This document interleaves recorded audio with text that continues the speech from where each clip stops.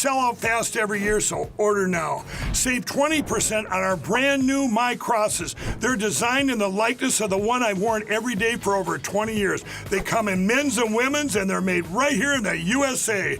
Get our 2025 six-piece My Towel sets for only $29.98. Our initial quantities are extremely low, so get them now before they go.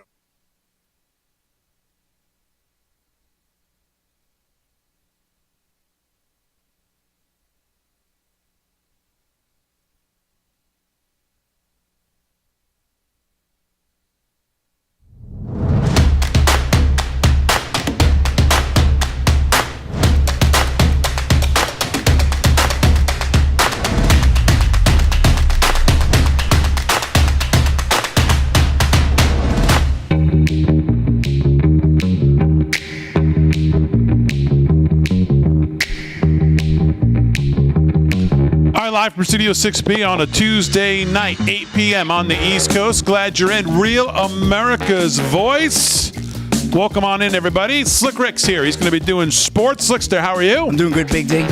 How was your day? I'm a little annoyed, but I'm good. I got dusted at a meeting I wasn't too happy about. Oh! Yeah, very rare that I get ghosted at a meeting. But it was Ghosted or dusted? It was a community meeting, yeah. It was a different organization, but it was just, I was there. I thought I was going to get a chance to speak. I didn't get a chance to speak. I had 10 people come up to me, well, maybe 8 people, and say, I'm surprised you didn't get to speak. And I'm like, it's one of those things. It's okay. Actually, one of them watches the show, but he's on the good guy list. Oh, I was going to say, okay, because we could just hammer him right now, right here. That's what we have this show for. Matt's a good guy. Take out our grievances against whoever we want, Slick. Yeah, it's okay. It was, I had some good stuff to tell them that I thought they should have known. Tell us here, Yeah, do Slick. it now. No, I'm not going to get into it here. This is your guys. avenue. This is a national show. Community development. Let's go. Exactly. Community. I want to tell them about You're a this. community organizer like Obama. I'm on the School Education Foundation. I wanted to give an update on the gala we're doing with that at Flower Fields, right by your house, around the block there. Beautiful place. Yeah. Also, Vice President MacArthur's Business Alliance. We're doing a big event at the airport, a hangar fest, 500 people, airplanes, jets, music. Come on down, everybody. And in addition to it, I wanted to give them a quick update on what's going on in Holbrook. I've only been the president 25 years there. We got a lot going on. I mean, you don't sound bitter at all, so that's good. No, you know what it is? It's just read the room, guys. You know what I mean? So, good. Exactly. Hope they see Another cup of coffee, please. Come on, guys. Read the room. I'm not shouting any names out. I'm not shouting any names Not yet. out. Whisper them to me. I'll shout them out. Yeah, no. We All won't do right. that. Yeah. It's okay. What's coming It's up? not about me. It's about sports. people. Seems a little insignificant now. What's coming up in sports? Well, President Trump says the Eagles are going to get an invite to the White House. Yes, So that's official news, more or less. And Maine high schools getting police protection amid this trans athlete controversy. They literally have police at the high schools now concerned, I guess, what's going to happen on both sides. Travis Kelce's coming back. I'm sure everybody's been waiting on he is? with bated breath on that one. Yep, he's not ready to retire. He made my day. And we got a big Islander Ranger game going on tonight as well. Vin's probably keeping an eye on that. Last check, Keeping an eye on you, keeping an eye on that. Exactly. Okay, very good. Rick Delgado's here. He's going to do the news. Mr. Delgado, how are you? I am good. Anything in the news strike you today? I don't know if anything in the news struck me today, but there was a story that I didn't get to cover last night that now seems to be picking up steam. So I'd like to hit that if we may. And I see you wearing Dan Bongino shirt here. All right. Tonight. Don't get dead. In a tribute to our new deputy director. Don't Get Dead shirt. Don't Get Dead. Nice. Dan Bongino's store. Yes. Yeah. One of his very fine clothing merch deals that he has for sale. Yeah. I saw a little bit Bongino today. He's going to do shows, I think, through March 14th. 14th, yeah. Yep. We're And still going to do a handful of shows. the left is still losing their minds. They're losing their minds, and he did a good job today. Oh, by the way, Vin's here. Vinny Mac. Vin, how are you? Yeah, I'm good, and I want you to know I got your memo, and I'm working on the 5 things I did this week. Yes, please And get that I'll back get them to me. across to you. Thank you. Yep. I'm only down to 2, but I got 3 more, and it's still early. I don't need an email from you to know you did nothing, and certainly not 5 things this week for sure. So, but you're never going to be fired, so it doesn't really matter. He's got 5 instances of nothing ready to go. Yeah. Need to extend my nap time, I think. Exactly. I mean, we know you haven't done 5 things, so at least not for this show. But, Yeah, well, okay. yeah. Anything caught your attention in the news today? Oh, yeah. Boy, well, how about the gold card? Exactly. I was just going to mention that. It's like a that. genius idea. It's another genius idea. I just love this stuff, man. He's hitting in points that are so beneficial to everybody and manage the problem. You want to come here? You want to get a green card? You want to be able to work? Want to do all this stuff? $5 million. We'll expedite you. Yeah, and you'll get a gold card. And you get a gold card. Instead of a green one. I mean something. Do you think that it's obviously it's going to favor the ultra wealthy?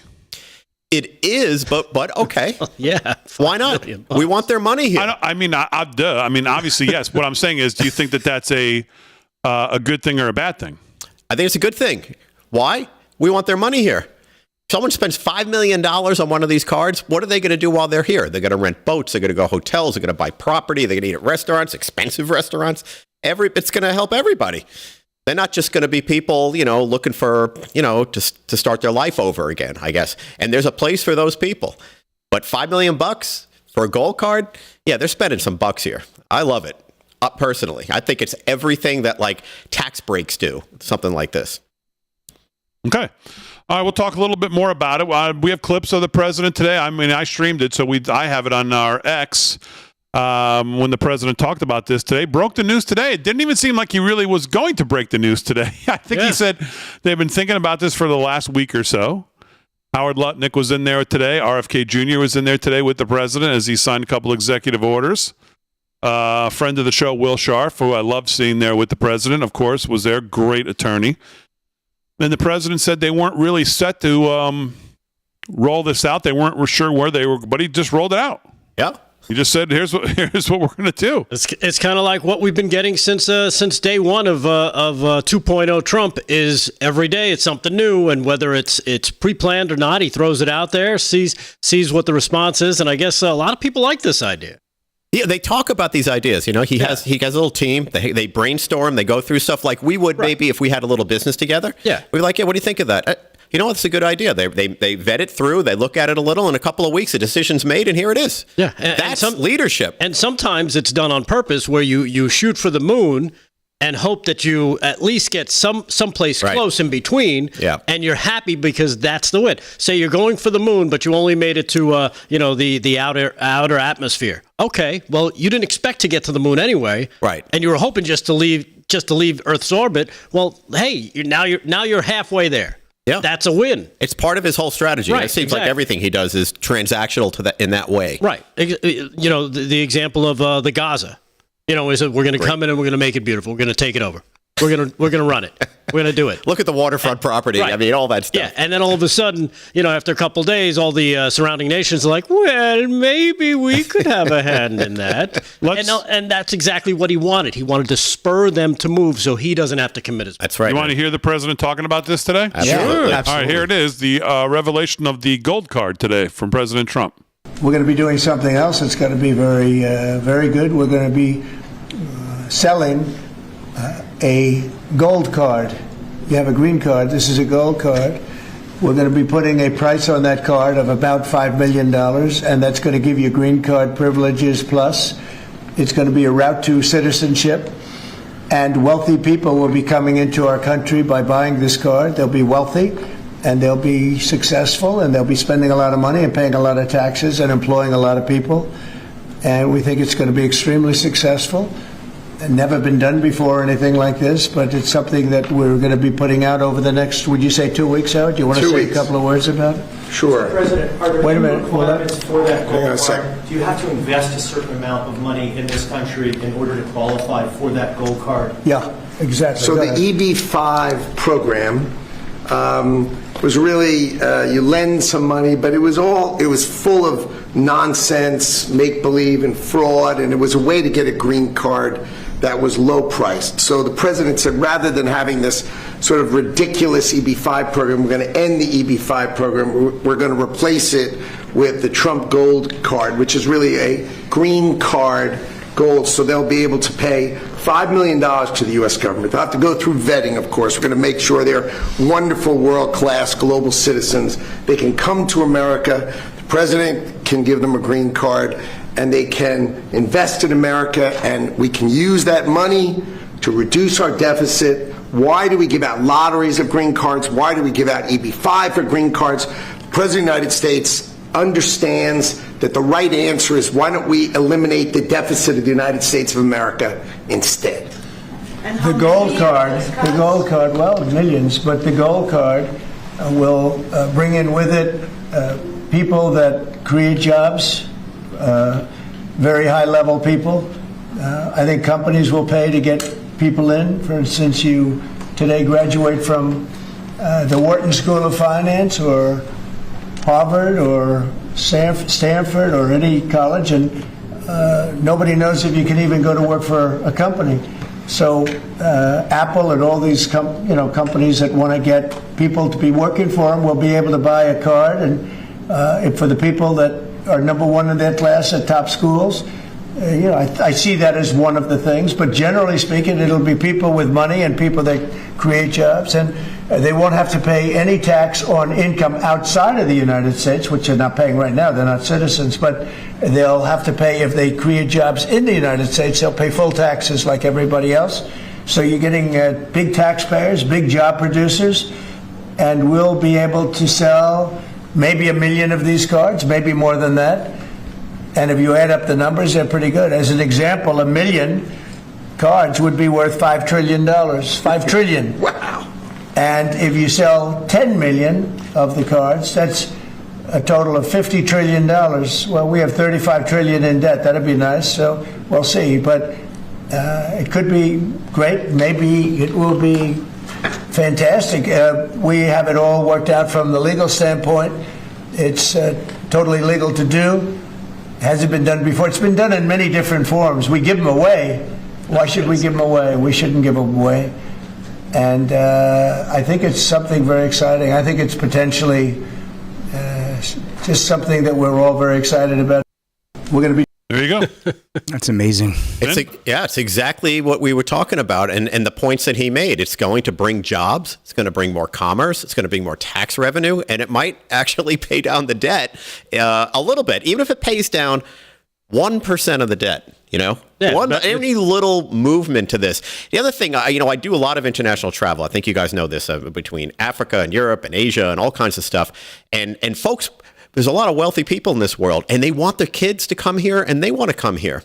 They don't want to have to be here all the time. They have their homes or wherever they live, but they want to come here, and then they got to deal with the visa, and they got to deal with all these various things. Here's a path. If you've got some dough, here's a path. Great. Got my green card. Got my green card for my kid. Got my green card for my wife, and there you go. Don't you mean gold card? I mean the gold card. Yeah, I meant gold card. Did I say green card? Yeah. Wait till the black card comes out. Oh my goodness.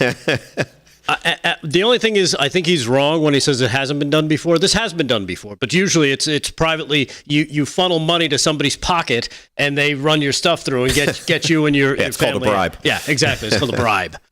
So now at least the government's going to get this money, and hopefully, like they said, pay down some debt. Hopefully. Yeah. I bet you Rachel Maddow's very happy about this. So now, people who are opposed to the H-1B, we talked about a couple months ago as he was talking about stapling green cards to every college diploma.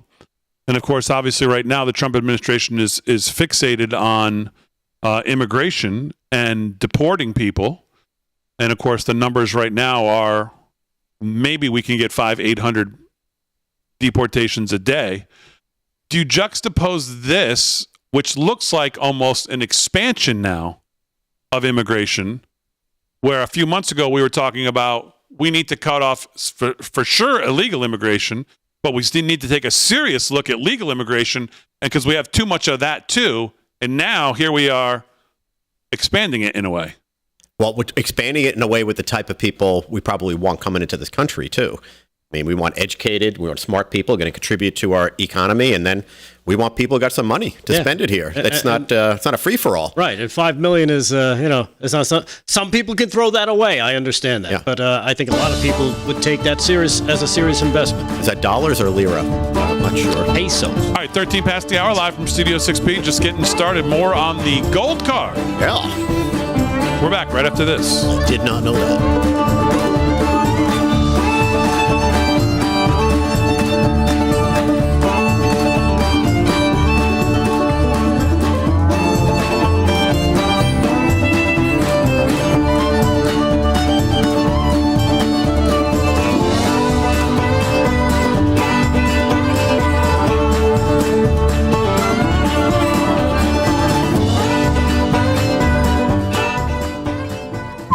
Had a little Irish twist to that one, didn't it? It was a little Scottish twist or an Irish twist to the music there, Sacred Heart of Jesus. Yeah.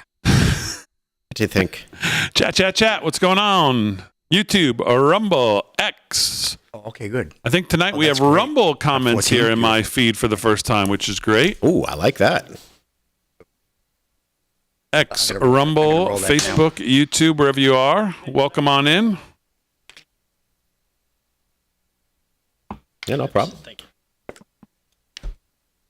That'll cost you a gold card. Say, you like my brogue? Huh? What's going on, everybody? Make sure you hit the like and subscribe. If you're not a member at livefromstudio6b.com, we rolled out a brand new loyalty rewards program today. So go check it out and make sure you sign up as a member over there.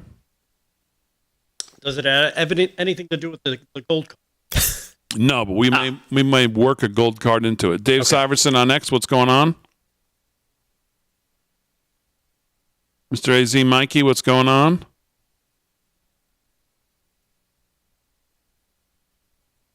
What's going on, everybody? Welcome on in. Yeah, it's mixed reviews here on social about the gold card. Yeah, I'm not sure about it. Mixed reviews. Let's put it this way. People want to come into this country. They get online and they come in, or they come in illegally if Joe Biden's president. Now, there's people that are going to come in here. They're going to pay our country a lot of money to come in here. That's going to go directly to paying down the debt. Howdy rumblers. That's an interesting proposition. Yeah, I don't know about it. Seems a little swarmy. It it seems swarmy. How's it swarmy? It seems swarmy. How's it swarmy? You want It to just get seems swarmy. all right, okay. All right. Everything's about access. Exactly. It's like being in a private club. Exactly. Yeah, there's nothing swarmy about that. It's a little swarmy. Okay, all right. Could you define swarmy for me, please? Are we turning into the United States of Mar-a-Lago? Okay, yeah. I don't know. Hey, anything that pays down That the works. debt. I understand that. And these things always start out with the greatest intentions. Well, you made a good point earlier about the corruption. Kind of like your career. Right. Start out with the greatest of intentions. Things we all went start off with good sideways. intentions, right? What happened? Exactly. Yeah, well, we're all in the same boat. But you talked about corruption, which happens to get here. You just took that out. Yep.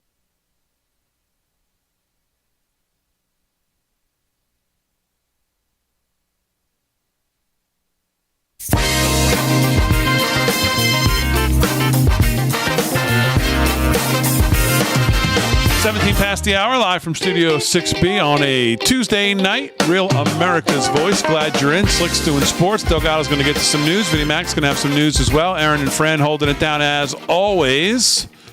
Sean Spicer says, plenty of nice perks with this new gold card. The I sent Elon my 5 things today t-shirt that you get for free and the Project 2025 coffee mug are very well made. So that's 2 of the perks you get with the gold card. So, Okay, yeah. Things are looking up. So you two are going at it and not going at it, but would going say- back and forth a little bit here in the break. And I'll say it again. As we sat here a couple months ago and said, H-1B visas stapled to every college graduate, terrible idea. Legal immigration, we know, terrible idea. Trump administration, Tom Homan, after it now. We need to take a serious look and shut down all legal immigration because we have too much of that. We need to get a handle on all of it. That was 2 weeks ago to 2 months ago.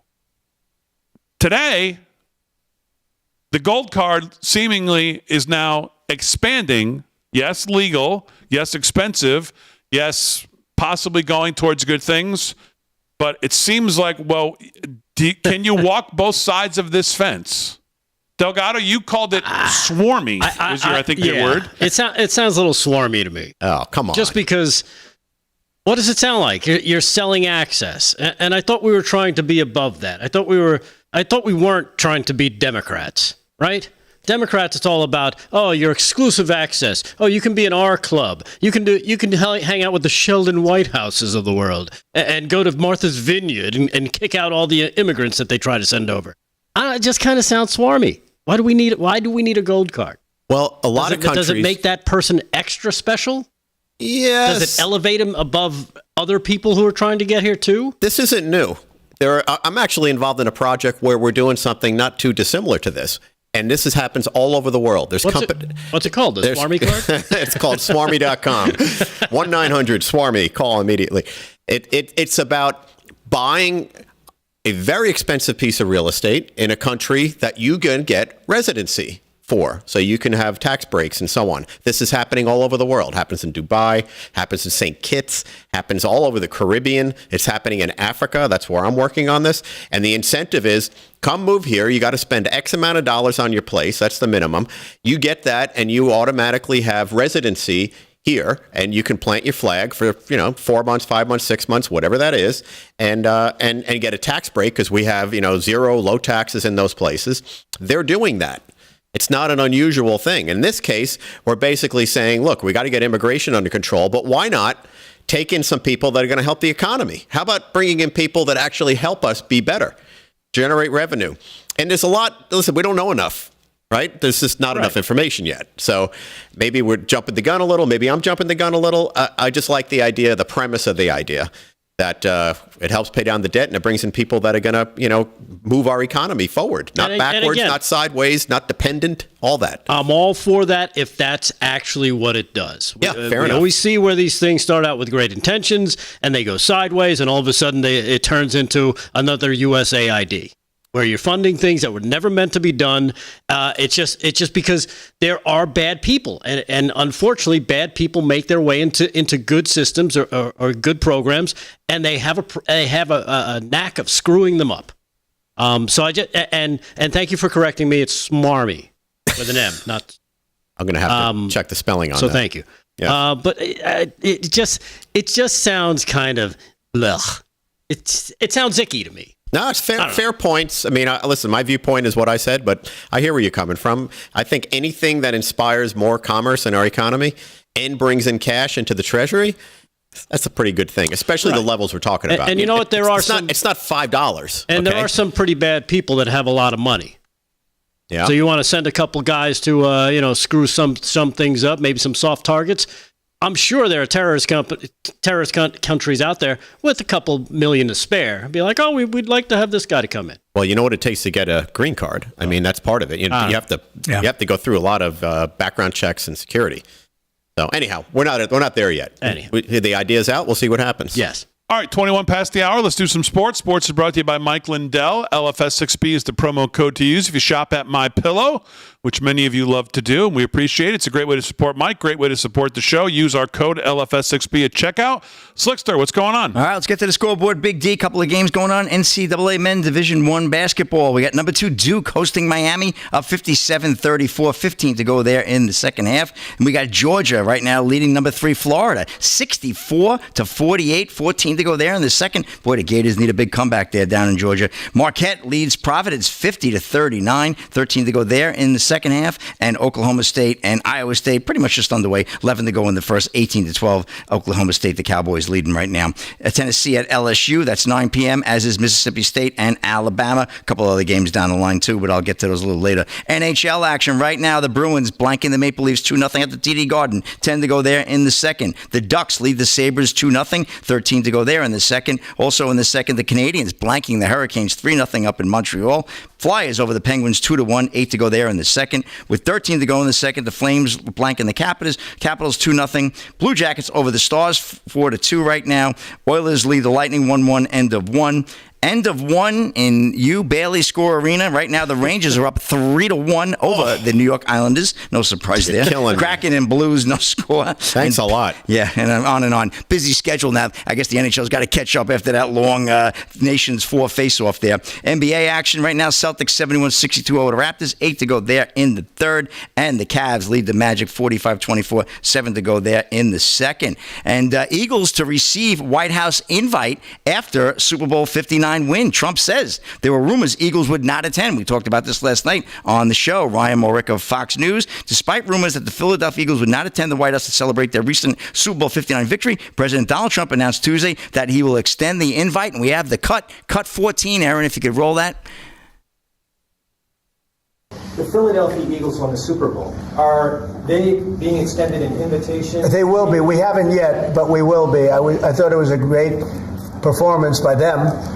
And absolutely, they'll be extended that invitation. Would you do that right away, by the way? We'll do it right away. We're going to do it sometime today. And they deserve to be down here, and we hope to see them. Oh, that's fantastic, boy. They talk about get it done right away, right? No haste, no. He's got the girl printing out the invitation right as he's doing the talk. He's their lucky charm. Yes. They won the Super Bowl when he was president last time, and they won it when he's president now. Amazing. They should be coming and kissing the ring. City of Philadelphia should be voting heavy red next election, right? We're going to flip Pennsylvania. I'm with you on that, man. That needs to get flipped anyway. If only that worked for the 76ers, right, Slick? Wow, that's another flip of a different color. They're not doing too well there, but that's another story. Maine High School gets police protection amid trans athlete controversy. Trump spat with Governor Janet Mills. Maine's enabling of trans athlete has been thrust into the national spotlight this past week. Jackson Thompson of Fox News. I won't have a lot of time. I'll try to get through as much as I can. Police protection was assigned to Greeley High School in Maine last week after one of the school's transgender athletes who was thrust into the national spotlight per multiple reports. The school is home to a transgender track and field athlete who recently took first place at a girls' state pole vault competition. We talked about that on the show as well. The athlete who recently competed in the boys category outjumped every other female by half a foot, and the winning pole vault was pivotal in helping Greeley High School win the Class B state championship meet by a single point. Due to the win, the trans athlete is also automatically qualified for the multi-state regional championships, taking the spot that would have been awarded to the female athlete who garnered second place had the dispenser competed in the boys division. Last week's news of the athlete's win went national after it was publicized by State Representative Laurel Libby. When students returned from school district vacation this week, the police presence at the school reportedly heightened after a highly publicized spat between President Donald Trump and Governor Janet Mills over the state's refusal to comply with Trump's recent executive order to ban biological males from girls' sports. So this insanity continues, Big D, and now they need police protection at some of these schools. What a shame. 1 point they lost that meet by. Devastating for those young ladies. Insanity is really the only word. That's a wrap. All right. News with Delgado and Vin coming up live from Studio 6B. We're back right after this.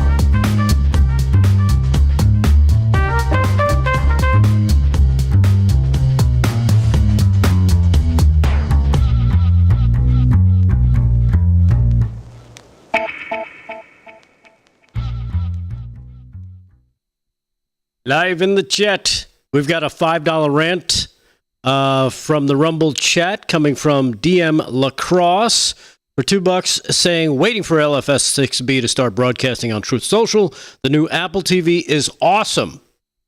We'd love to be able to stream on Truth. They don't allow it. Not yet, anyway. They allow it to Real America's Voice has it. They're allowed to, and a couple others. But individual shows like ours, we cannot stream to our individual page yet on Truth. So they have not made that feature available to all streamers, podcasters, shows, just to a few of the networks. And that's the whole truth and nothing but the truth. I'd have to send an email. Chat. Tweet potato. Damon, where's my chat? Well, it's right there.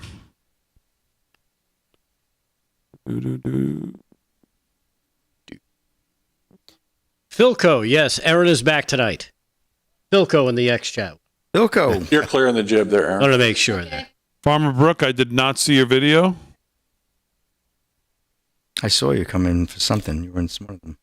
Gerald Hawkins says, I agree with Vin. Biden let in millions of people who couldn't be vetted. Trump is getting $5 million for people who are vetted and willing to jump through all the hoops. Interesting. That's cool. A real mixed bag here. How many people are going to have $5 million? What are they going to do? Like a collection amongst family members, or like how they're going to? $5 million is a lot of coin to come up with. I mean, I can't give you $5 million right now. Well, say like a company wants to come here and they want to hire a bunch of H-1B visa types. Right. We'll say. Yep. The owner, if he's a billionaire, he'll buy 100 of them. Yeah. Or whatever. Right.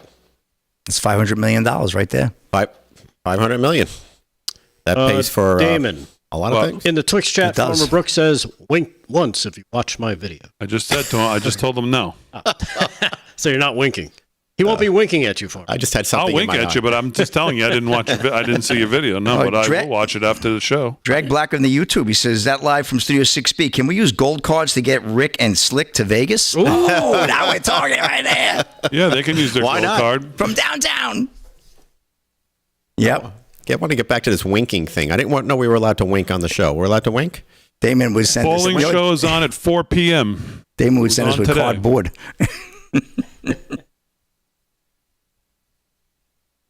Damon, shout out to Brian Glenn Rav at the White House and Oval Office. Great questions. Yes, Brian does he's ask great excellent. questions. He's excellent. And the president clearly likes him.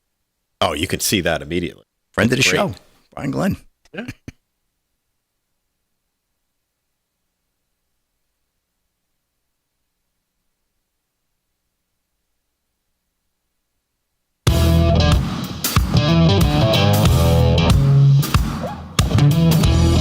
All right, 30 minutes past the hour, live from Studio 6B on a Tuesday night, February 25th. Real America's Voice. Glad you're in, everybody.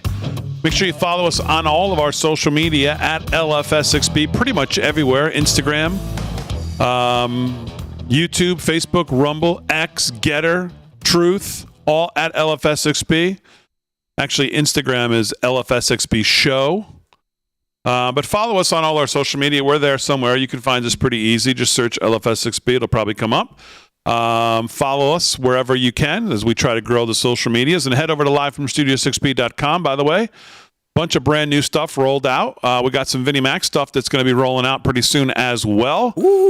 Brand new stuff in the store, brand new layout on the website, brand new rewards program that just rolled out today as well. If you're signed up there and you purchase anything on the site, start to gather points and you can start using them for, well, free merch or events that we're going to do or anything else. So make sure you join the rewards or loyalty program, I think it's called.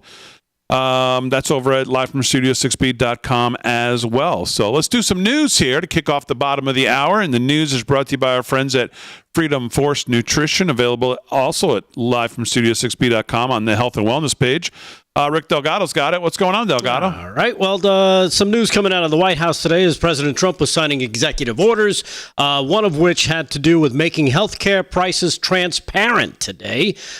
He signed the executive order directing the Departments of Treasury, Labor and Health, and Human Services to make healthcare prices transparent.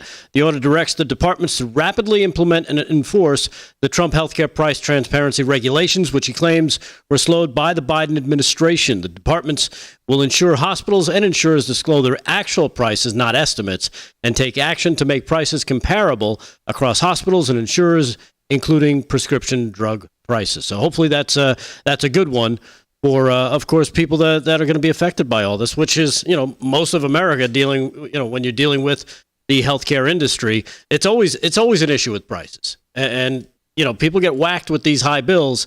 Hopefully this will be one of the solutions as RFK starts to take a hold of Health and Human Services. He was also there today. Did you see Trump? Of course, while throwing out the invitation for the Eagles, he also came across some hats that somebody sent in. Did you see him throw away some hats? Some new ones. Trump was right about everything, yes. Yes. This is cut number 4. It's proving once again, every single day, whenever he's doing something, you never know what's going to happen. Here he is giving away some hats to the press. Cut number 4. Give me all of them. Look. Yeah. See that? Trump was right about everything. It just came in. Somebody said, I said, this was sent in by a fan. I said, I think we should make some of them, right? But we were, pretty much. You want one? I'll pass. Are you allowed to take one? Because he'll consider it. I know him well. He's sort of a stiff. Brian, you're not a stiff. You're sort of a stiff guy. He'll take other things, but not a free hat. Always say yes to the president. Always say yes to the president. Would anybody like one? He is priceless. He I really believe is. he was Good for referring him. To, I'd say the Brian same Glenn, thing. too. Yeah, that was Brian who caught the hat. He knew Brian would take one. I don't know who the stiff was. Probably from AP. And AP's not allowed in there, but who knows? Man. Yeah. Wow. Yeah, so Bunch of stiffs, by the way, except for Brian. Brian's the standout. Yep, I love the fact that he also said he'll take other things, but not a hat. Yeah, exactly. It's like, what did he mean by that? Yeah, I'll take other things all right. That's a wink. Well, I mean, did you ever see the wide shot of the press briefing room? I mean, other than Brian standing over there, I mean, they look like a bunch of stiffs, Oh, don't yeah, they? they do. I've seen it. Oh, Come on. terrible. Bunch of lamos. Here he is, cut number 9. Here's President Trump responding to a question about an executive order that he signed that could be, as this reporter frames the question, as targeting people. Here it is, cut number 9. Check out his response to this. Mr. President, what do you say to people who worry that targeting an individual firm or individuals who aren't Jack Smith? Excuse me, I've been targeted for 4 years, longer than that. So you don't tell me about targeting. I was the target of corrupt politicians for 4 years, and then 4 years after that. So don't talk to me about targeting. Yeah, exactly. And the targeting that he's talking about is the executive order he dubbed the deranged Jack Smith executive order. This is cut number 13. Here he is just before he signs that. Cut 13. Check it out. At the outset of your administration, sir, you committed to ending the weaponization of government, to holding those accountable who participated in the weaponization of government. Hold it. This is a good one. Is everybody listening? Deranged Jack Smith. We're going to call it the deranged Jack Smith signing or bill. Go ahead. One law firm that provided pro bono legal services to the special counsel's office under Jack Smith's leadership was Covington and Burling. As a result of those actions, we're now going to be suspending and putting under review the security clearances for the attorneys and employees at that firm who worked with Jack Smith's team. And we're going to continue holding the people who were responsible for the weaponization of government and who supported it accountable for what they did. And you'll be doing this with other firms as time goes by, right? We're looking at sort of the whole panoply of options. The weaponization of our system by law firms, even pro bono work they're doing just in order to clog up government, stop government. And nobody knows about it more than me. And hopefully that'll never happen again. So the Covington and Burlington? Covington and Burlington. Yeah, so there you have it, signing the executive order. Again, reviewing all their security clearances and everything that went down in that investigation. And the last clip from President Trump at the White House, he did a bunch of stuff there today, but I think this was probably the most fun he had. This is cut number 8. Here is Donald Trump surprising the first White House tour that they've had there in years. Check this out, cut number 8. But I want to thank you very much for coming. The tour is so great. We did such a good job. First Lady worked very hard in making it perfect, and I think you're going to really love it. And I heard you were here, and I said, let's stop by and say hello. And it's a group of very smart-looking people, I must say. Very smart. Maybe someday you'll be here as the president, right? Somebody in this group has a chance. Have a good time. Have a great tour. And you're going to give them a special tour, okay? You're going to get a special tour. Have fun, everybody. That's just amazing.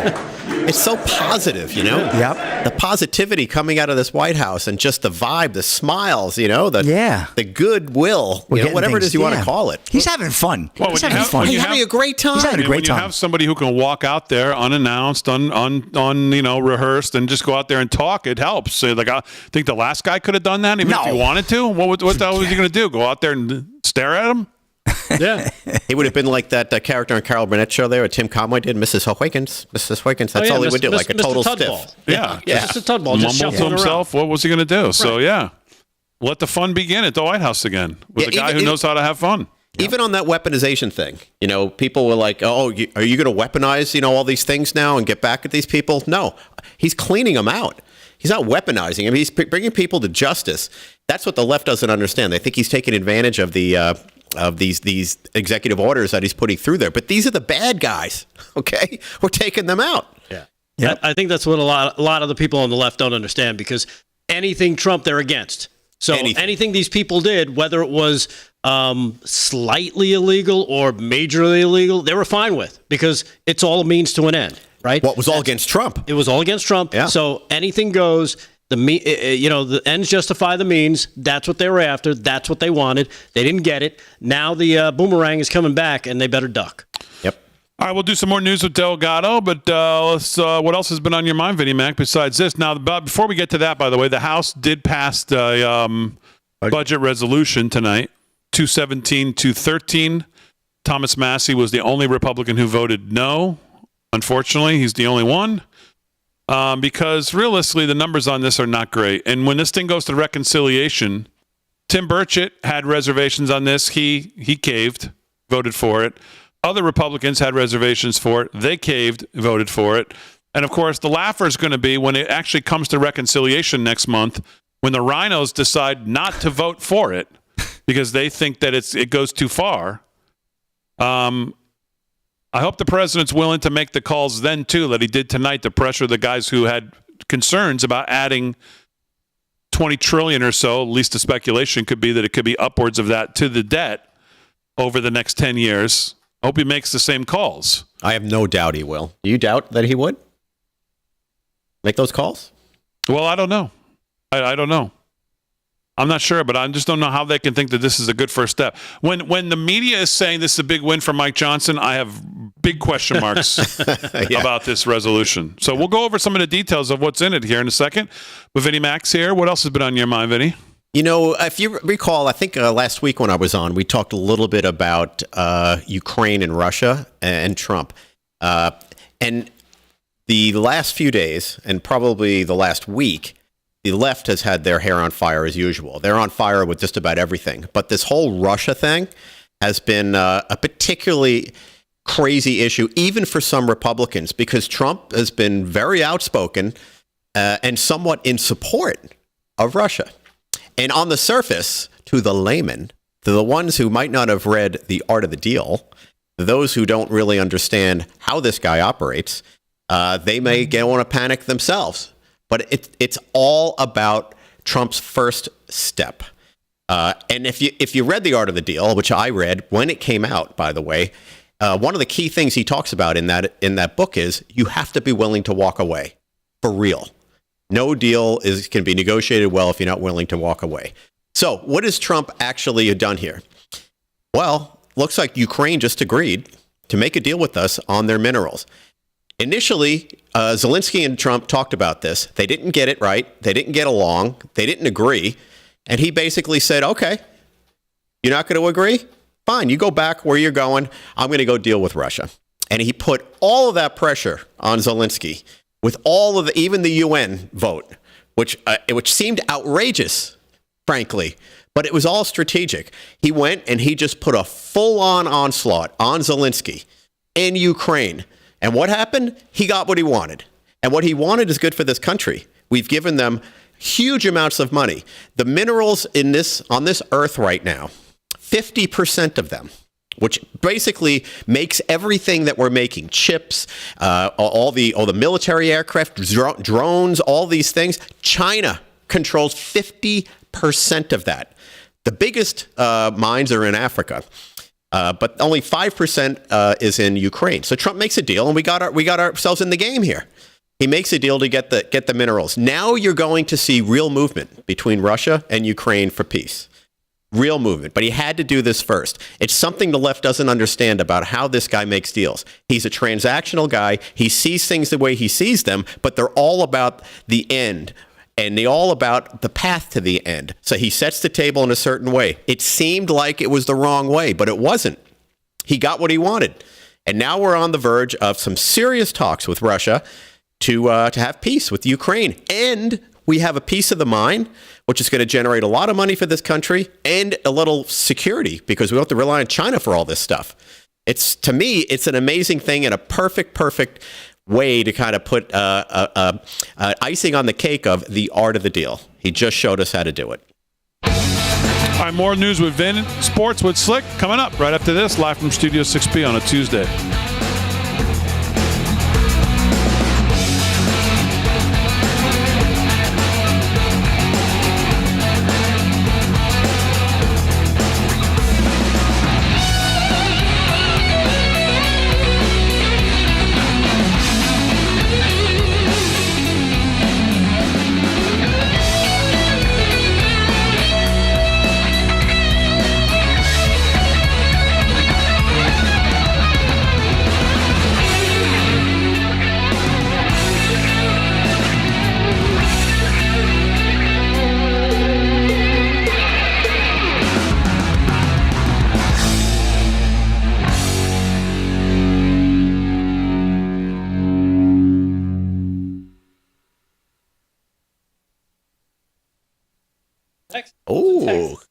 What part of Everything's Texas are you bigger going there. to? That's near Dallas? Yeah. Yeah.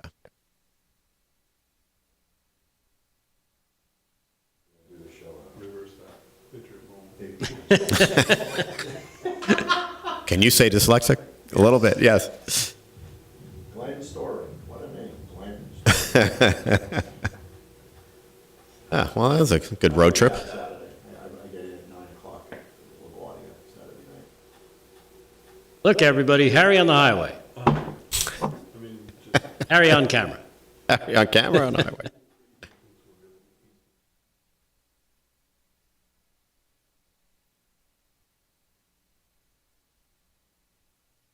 People are saying hello to you, Harry, over here, by the way. Yeah. Maury Nelson. Hi, Harry. Harry says hello for all those that can't hear him. You owe her money? Maury Nelson? Maureen? Is it Maury? Maury. Yeah, I think Maury Nelson might be. Okay, hang on. I'm gonna look up. No. Cougar Rock in the Rumble chat, thank you for the $50. I passed your message on to Slick. When he comes back, hopefully he'll answer you. Oh, very nice. Who was that? Cougar Rock. Maury's wigs. In the Cougar Rumble. Rock? Kougarok. Nice. Oh man, what a scene! Oh yeah. Cougar Rock. Slick, can you cover the Iditarod this year? Yeah, can you cover the dogs racing there?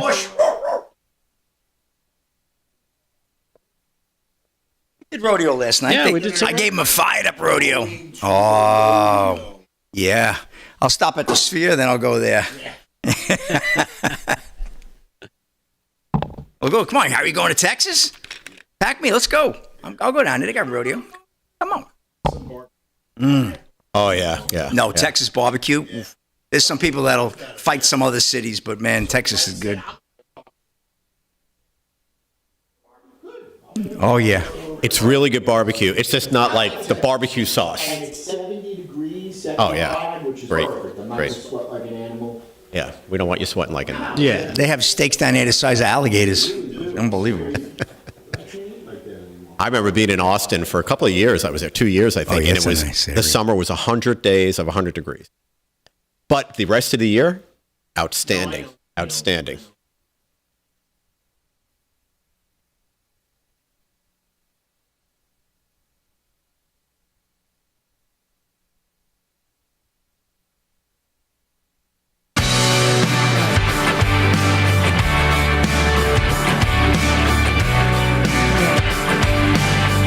All right, 13 to the hour, live from Studio 6B on a Tuesday night. Slick's doing sports. He'll do some more here in a second. Rick Delgado did the news. He'll do some more in hour two. Vinny Mac is here. We were doing the news with Vinny when we hit the break, and we'll get back to Vin, and we'll get to the budget resolution that passed the House tonight. 217, 214, I believe the numbers were. Thomas Massey was the only Republican to vote no. Here is Congressman Massey on why he was a no. Yeah. Can you just talk to us? Are you still a no? Is there anything? They convinced me in there. I'm a no. Is there anything? Look what. Let me. Their own numbers. If the Republican plan passes under the rosiest assumptions, which aren't even true, we're going to add $328 billion to the deficit this year. We're going to add $295 billion to the deficit the year after that, and $242 billion to the deficit after that, under the rosiest assumptions. Why would I vote for that? So are you solidly a no? Yeah, they convinced me. Think so. I was a lean no until this meeting. Now I'm a no. This no confirmed. This is you're a no. Why? Why? They're talking points. Look. These are not something I made up. This is the leadership's talking points. It adds $328 billion to the deficit. It adds $295 billion to the deficit the year after that. The only way they get to this magic thing where it's not going to kill our country is 5 years from now, they imagine that 2.5% growth accumulates. and that even right here they say they're going to cap discretionary spending. You think we're going to cap discretionary spending and then spend at the rate of inflation after that? That has never happened. So their assumptions are wrong, but even if you take their assumptions at face value, they told us in there they're going to increase the deficit in 2025 by $328 billion. And I've been here long enough. I've been here 12 years, so I've seen a 10-year plan or two come all the way to 10 years. Under Boehner, we had these 10-year plans. Under Ryan, we had these 10-year plans. Anything past the third year never happens. Thanks. Mr. Speaker, will the budget resolution Are you planning pass to move today? tonight? Yes, that's the plan, yes. In your meeting, and what are you doing? So there you go. There you I have mean, it. just chaos. They said no vote. Everybody wanted to leave. Trump makes a few calls to the people who are going to basically put this thing down, and then all of a sudden it's rush back and vote, and they vote and they pass it. Now, obviously, are there certain good things in there? Of course, there always are some good things in any of these bloated bills that add to the deficit. No tax on tips is in there. No tax on overtime is in there. Tax relief for seniors. America First tax break for products manufactured in the U.S. Balanced budget resolution that forces budget to be at least deficit neutral. Yeah, you'll never see that. But so there obviously are some good things. But when you look at over 10 years, adding somewhere in the neighborhood of $15 to $20 trillion onto the national debt, no one is serious about really cut. I mean, again, that's why the Doge stuff, as I've said all along, it's the equivalent of a speck of sand off the beach into the ocean right now.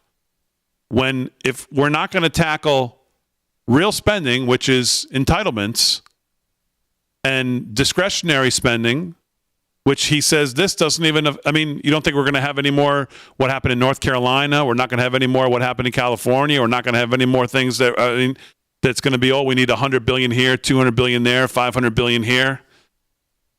I mean, they're just not serious about it. They're just not serious about cutting spending. Yeah. Well, that's been the case for how long now, though? And so you still have the same people saying, "Oh no, we're going to do it different this time." When? Because you've never done it before. You know, that's the definition of insanity, right? We're expecting the same people that cause the same problem to all of a sudden not cause the same problem they've been causing for decades now. I would say a little different take on that one, because all your points are correct, and your concern about history repeating itself is correct too. The only difference I see is this administration has come in with Doge and without Doge. They have come in hell-bent on reducing the debt, the national debt. They've come out as strong as any administration ever has in ways and means to do that. One, by saving, and two, by bringing in a lot more investment and a lot more commerce and a lot more tax revenue into the system. And I know sometimes we count on that. I think Reaganomics counted on that, and a lot of that panned out. I think in Trump's first term, he counted on that, and he did get a lot more revenue into the system. So there's a lot of other things going on now that we haven't really seen in the magnitude that they've been done in the past regarding ways to get the deficit down. I don't like things that add to it at all. I love the ones you noted. You know, no tax on tips, no tax on Social Security, all these other various things that he ran on, that he promised everybody, and it better be in that. And all I heard all week were the Democrats complaining it has none of that in there. They said they were cutting Medicaid. They said they didn't have the no tax on tips. They just lied to everybody all week about this bill. Having said all that, I have to kind of go on the faith that I had from the day that I started supporting Trump. And that faith is that he does see this, and he is going to do the right thing, and he is going to get the deficit down. Now, I have nothing to back that up other than the things that I've said, but I have a lot of faith in this guy because of the things he's doing and how he's going about it. So I don't think this is just going to be one of those bloated things that are going to get out there and harvest. Now, I'm hoping that I'm right, and I'm sure you're hoping you're wrong, because we don't want to see that happen, right? But I think your faith in Trump is fine. He's putting his faith in the other people. And I think that's the problem. It's been a problem for a long time. The people that have been there that have caused this problem, and now you're expecting them to unwind it all, it's probably not going to happen. And I think maybe that's where it runs into a problem, where he's putting his faith into these people who maybe said to him, no, I'm going to get this done, you watch. And then they go right back to their old patterns because that's who they are. They're smarmy.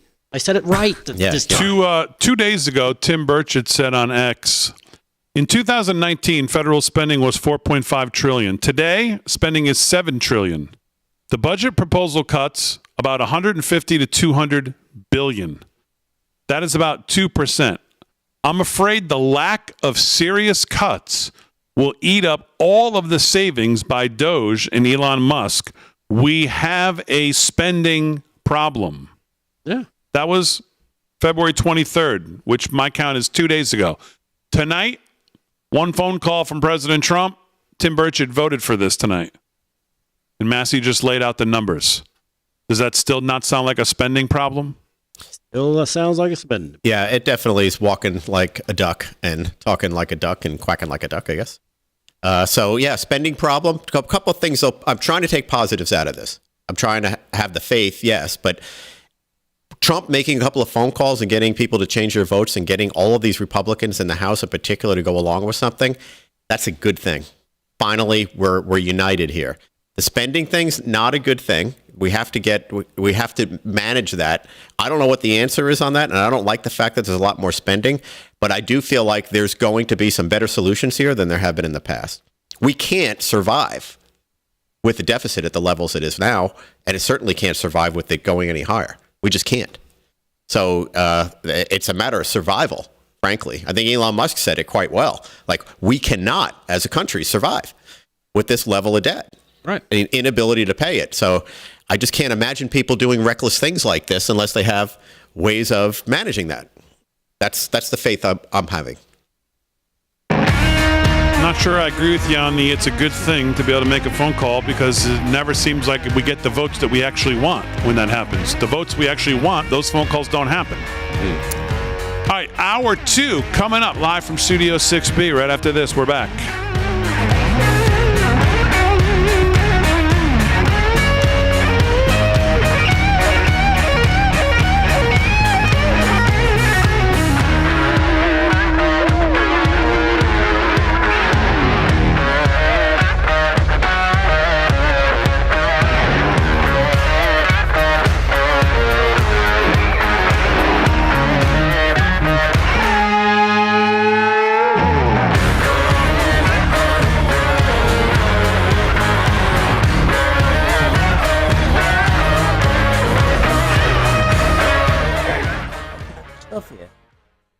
I think they were cleaning up. Now, this is probably from CPAC, right?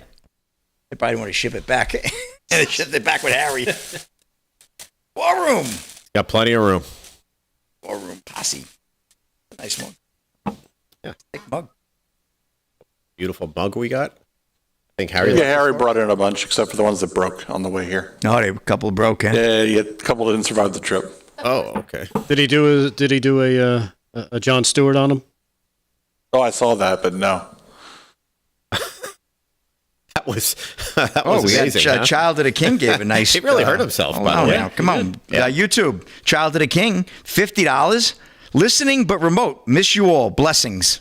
So thank you, Child of the King, in the YouTube chat. $50 super chat. Nice. Wow. That's thank you amazing, very much. Man. Very kind. That's I've heard that name.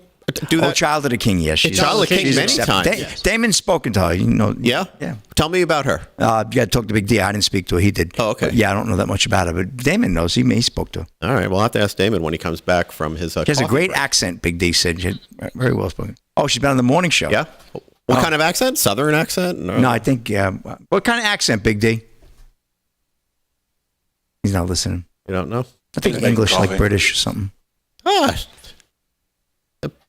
On Sheshwell. Australian. Oh, sorry. Big Australian. difference. Yeah. Very nice. I come from a land down under.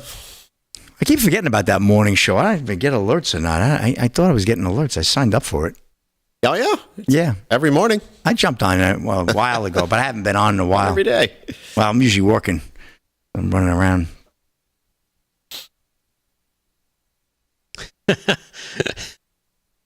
Pilus, tails, tapas. Big D microwaving his socks this time? No, he doesn't wear socks. Just so you know. Yeah, I do. Oh, I got a whole nother one. Those sandals better not go anywhere near the microwave. He's got his flip-flops. You got like 30 seconds. You got all day. What am I going to do? It's the top of the hour. Yeah, Vinny's still got news to do. What? What do I like, Mikey? I'll eat anything? Is that what happened here? You got to be, I think, over like 40 to know that, right? Maybe 50. Oh, Mikey, yeah, life cereal. I know that one. Is that our generation? That is our generation. We didn't do sports. I'm in your generation, Vin. Yeah, dude, go to sports. Yeah, we can do sports. I'm ready. All right, we'll throw to sports. Well,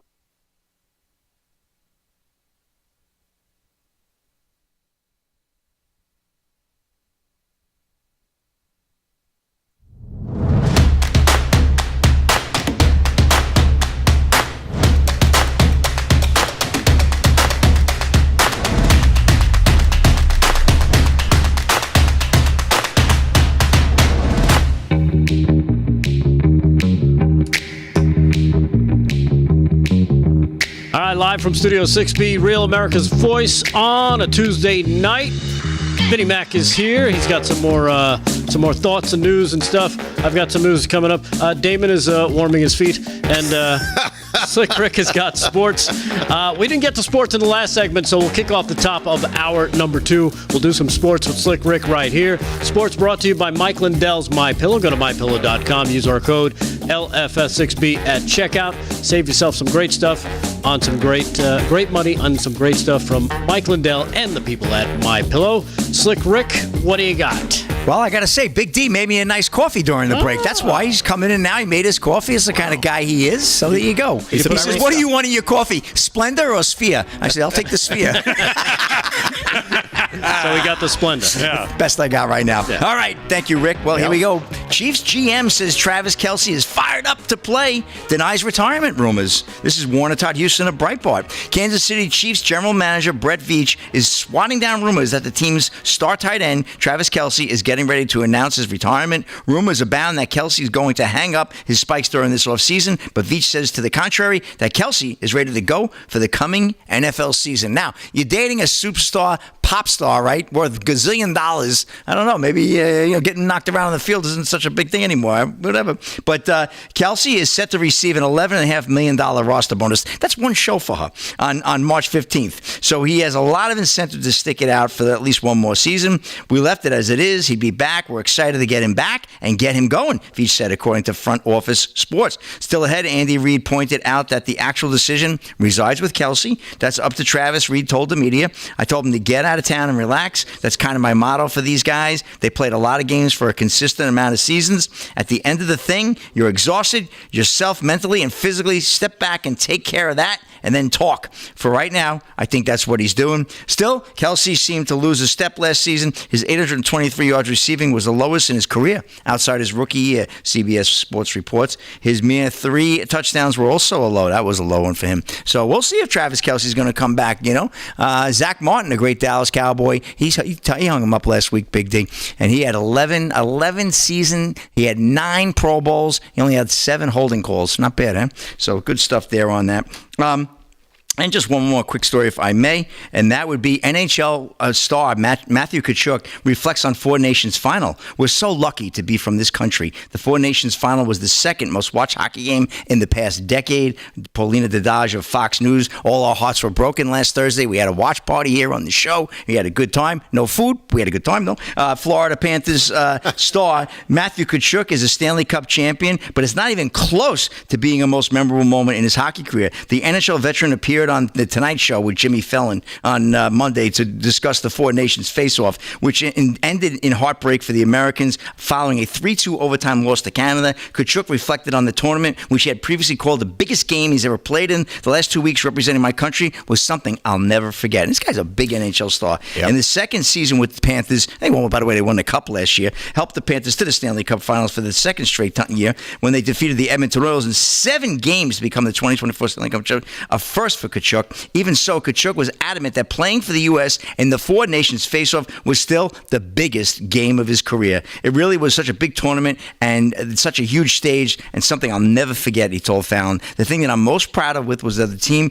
had so much pride we showed in representing our country and being Americans. We are so lucky to be from this great country and to be able to represent. He continued just to be able to represent and look down and see the USA crest. There's nothing that'll beat that. So it's incredible. Pretty good stuff. I don't know. I didn't hear if Donald Trump came up at all there. I know Jimmy Fallon is... well, Fallon had a great interview with him, and I watched it. It was fantastic. First of all, his father played, was one of the greatest players ever. Sure. One of the greatest American players ever. Never won a Stanley Cup. So he wins the Stanley Cup last year, right? Then he and his brother never played together. Yep. They played together on the American team. It was an amazing story, just those guys, that family. Yeah, they're good, good hockey family, great roots there. And their grit, if they were not in, he was injured. He couldn't play the rest of the game. But their grit, that's what carried the U.S. team. They were just great. And if you recall, when they were at the White House, Matthew Kachuk spoke up and said what a great president Donald Trump was. He came right out and said it at the ceremony for the Stanley Cup. Class act. I like him even more now. Yeah, me too. Maybe the Islanders will get him. Islanders need to get something, and that would be goals. And that ain't happening right now. That's a Rapid Sports Big D back to you. All right, Slick, very good. Sports is brought to you by Mike Lindell, MyPillow. LFS6B is the promo code to use. Want to welcome in everybody in the social media chats for hour 2. Wherever you're watching tonight, Rumble, X, YouTube, Facebook, Getter, Kick. Welcome on in. Make sure you hit the like and subscribe. Smash the like, as the kids say. Hit the thumbs up. And make sure, most of all, you subscribe to the channel. Also, visit us over at livefromstudio6b.com. A bunch of brand new stuff out in the store. Brand new rewards loyalty program launched today as well, 6B Front Row. So take a look at that on the website, livefromstudio6b.com, and just make sure you sign up to be a member. Front Row. So, Vin, to your point about Trump and the vote in the UN, because most people thought, what? Oh, yeah. I noticed this post from Eric Erickson, radio host, who's certainly no huge Trump fan at all. He said, having staked out the position myself that the U.S. obviously should not have voted with Russia, Belarus, and North Korea against the UN resolution on Ukraine, here might be an explanation. Number one, Trump is signaling he's not going to let Ukraine fight a PR effort now to bypass substantive talks on peace. Number two, Trump wants Europe to understand that if it wants to keep fighting, do it on your dime, not ours. Number three, Trump is signaling Russia can sit down with him to negotiate because he's not Biden and Ukraine does not have a choice. Number four, Trump actually wants the war wound down as quickly as possible, and Ukraine needs to accept it, that it's going to give up land. Caveat, plenty of Trump advisors privately do not think Russia really wants peace, and it is Russia, not Europe, that wants the war to continue. As it plays out, it'll change the dynamic. Make of this what you will, just passing it on. What are your thoughts on that? I could not agree with this guy more. I mean, I think they're spot on. First off, he had to get Europe in line. And who comes to show up? Macron. Macron comes to the United States, sits with Trump, and they work some stuff out. We needed the Europeans back behind us or even in front of us on this thing. Most of this other stuff is all strategic. It's going to be tough getting Putin to want peace. He's a dictator. He's a bad guy and all that stuff. The good news is Trump has a relationship with this guy, and they can have conversations. But all of these moves, the UN move in particular, sent the signal that had to be sent. For all the points that this guy made, I think they're all spot on. I think Trump's strategy was exactly what he laid out and what I had spoken about before, and the result is there. They're talking. The mines there are now going to be a partnership with us and the Ukraine, and let's get to business now. Let's end the war. I mean, to me, it was all part of that plan. And Trump He wants to end this war. He's got to end this war. This is not something that's like, maybe, I hope, if there's a way to do it, we'll try. This has got to end. It's got to end. We need peace there. And I think he did in one move for in entirety, got Europe, Ukraine, Zelensky, and even Putin all packaged together here to get something good done. So I love it. All right, 8 minutes past the hour, live from Studio 6B. Let's do some more news. And here with the news is Rick Delgado. What's going on, Delgado? All right. Well, a story coming out of your neck of the woods there, Damon, up in the state of Connecticut. You've got one of your high school graduates who is now suing the Connecticut city, saying that she can't read and write. Say what? She can't read or write. But she graduated high school. A Hartford public school graduate is taking legal action against the city, the Board of Education, and one of her special education teachers in Connecticut. Alicia Ortiz claims that she asked for educational resources and support for years and help that never came. Instead, she said she graduated without being able to read or write. Sure. She says here, my time in Hartford Public Schools was a time I don't wish upon anyone. Yeah. She's a graduate of the Hartford Public Schools. Did you go to those schools? Not Hartford. I did not go to Hartford. Right. I had a choice. It was either Hartford or downtown Baghdad, and I decided neither one. Because that's about equal. Where is that in Connecticut? So I opted out of both and went to where I grew up, went to school there, which was about 15 minutes outside of Hartford. All right. Well, Ortiz moved from Puerto Rico to That would be your choice, by the way. If they said, hey, you can go to Hartford Public Schools, you should weigh that against like Mogadishu and just figure out which one you think will be less of a problem, because that's basically what they are. Ortiz moved from Puerto Rico to Connecticut, becoming a Hartford Public School student in the first grade. She struggled with a speech impediment, dyslexia, ADHD, and initially a language barrier. She said, every day at school, I would tell my teacher, I cannot read and write, so please be patient with me. So everyone knew, she told News Nation. Sitting down with WTNH in Connecticut, she said she was bullied, harassed, and neglected by district employees, basically taken advantage of by the system. She filed a lawsuit against the Hartford Board of Ed, City of Hartford, and one of her special education teachers, claiming her learning disabilities were not properly addressed by the board. And as a result, she continued to struggle academically. Lawsuit also stated that she would frequently rerun to other teachers and or administrators in tears and emotional distress. So there you have it. You know, she's going after the schools that made her stupid. Nothing about that story surprises me. No, it doesn't. Knowing right? the area like I do. Wow. Nothing about that story surprises me. Yeah, it's amazing. And of course, it's not just a problem in the really terrible school districts like that one. It's a problem in even decent school districts. They push the kids through that don't deserve to get pushed through. Oh, yeah. It's what we're expecting of these kids now and what they're willing to. I mean, it's a problem everywhere. There's no standards, and if there are standards, they've screwed up the standards, trying to overstandard.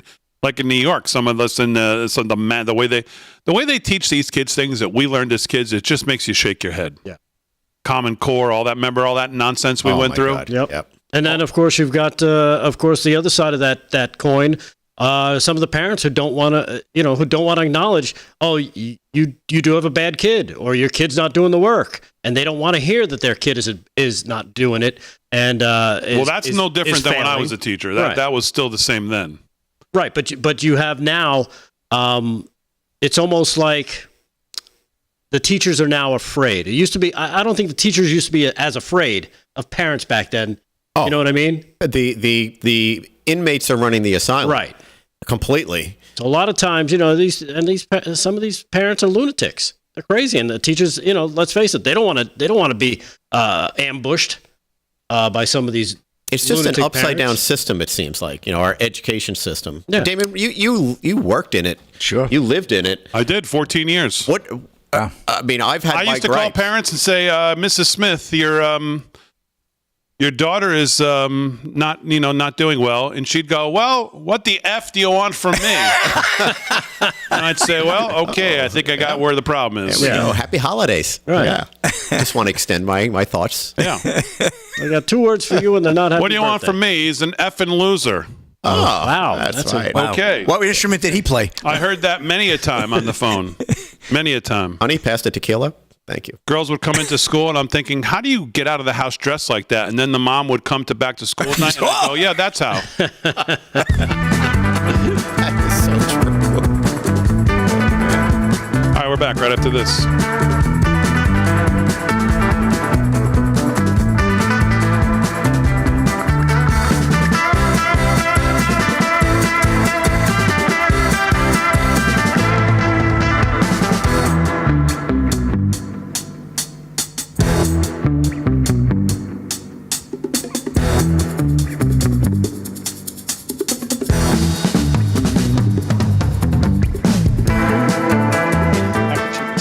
That might just be a coinky-dink. Weathersfield. And the weather in Weathersfield is But it's not partly spelled cloudy. that way. It's beautiful country up that way. I have a friend who lives up in Avon, and I've gone up to visit him, and it's absolutely stunning. It's beautiful. It feels everything like Litchfield, very old 1700s Connecticut. Yes. I did not know Guildford. that. I did not know that. I saw someone in the Facebook chat said they grew up in Weathersfield. That's right. Well, Muffy. It's beautiful. By Jove, it's a wonderful Guildford by the Bay.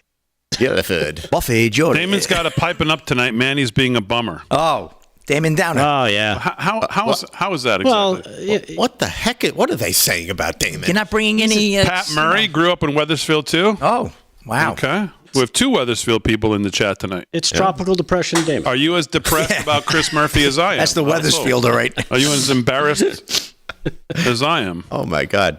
Damon's still working on the 5 things he did this week. I know. He's frustrated. Well, if you want to be cheered up, you got 2 reads tonight. Oh, You know what, Fran? 2, and one of them is Joy Reid. Dave Syverson's going to do the read. Speaking of reads. Get him on Skype. Yes. Joy Reid, baby. Come on. Joy Reid. I got something to say about that. Yep. No joy in her world.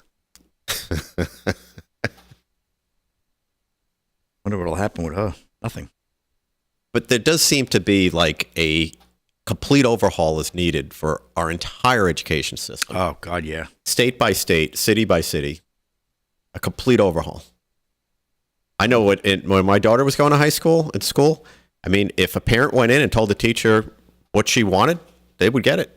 Who's the head of education? Sorry, Vin. Who's the head of education for the government now, Big D? For who did they appoint? The WWE one. Linda McMahon, yeah. Oh, Linda Trump McMahon. said he wants We haven't to heard get her much. to do such a good job that she puts herself out of a job. Okay. Haven't heard from her yet. But it's these local boards, these local, I mean, New York City's it's horrible, but it's these local things. And I remember one of the parents complained to the tennis coach that her daughter wasn't playing and she wasn't talented enough to play. And he had a fit and she played. Yeah. And these are the things that, at least in my day, that was not happening. Somebody should have backhanded him. Yeah, that would have been a slice down the, yeah. Also, my parents came once in a while to one of my events. I know me as a too. parent. My parents didn't come to every game like a hovercraft. It's like helicopter parents. I coached all kinds of sports. You coached a few sports, right? You know what I'm talking about.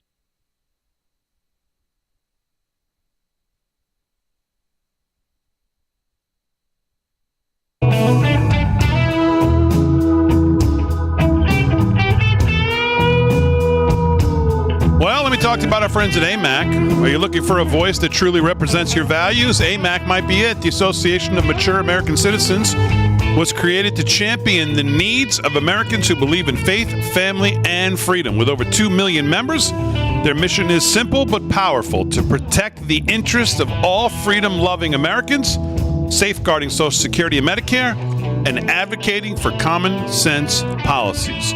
AMAC members gain access to incredible member benefits, including the award-winning AMAC magazine, from exclusive discounts on travel, insurance, and everyday services to a strong voice in Washington. AMAC is here to make a difference in your life and in the life of the nation.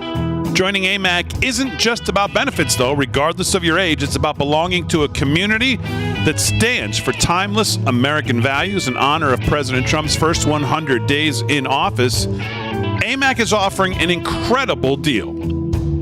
Enroll now for a 5-year AMAC membership. 5 years for 47% off. Normally $60. Join today for only $32. Normally $60 for 5 years.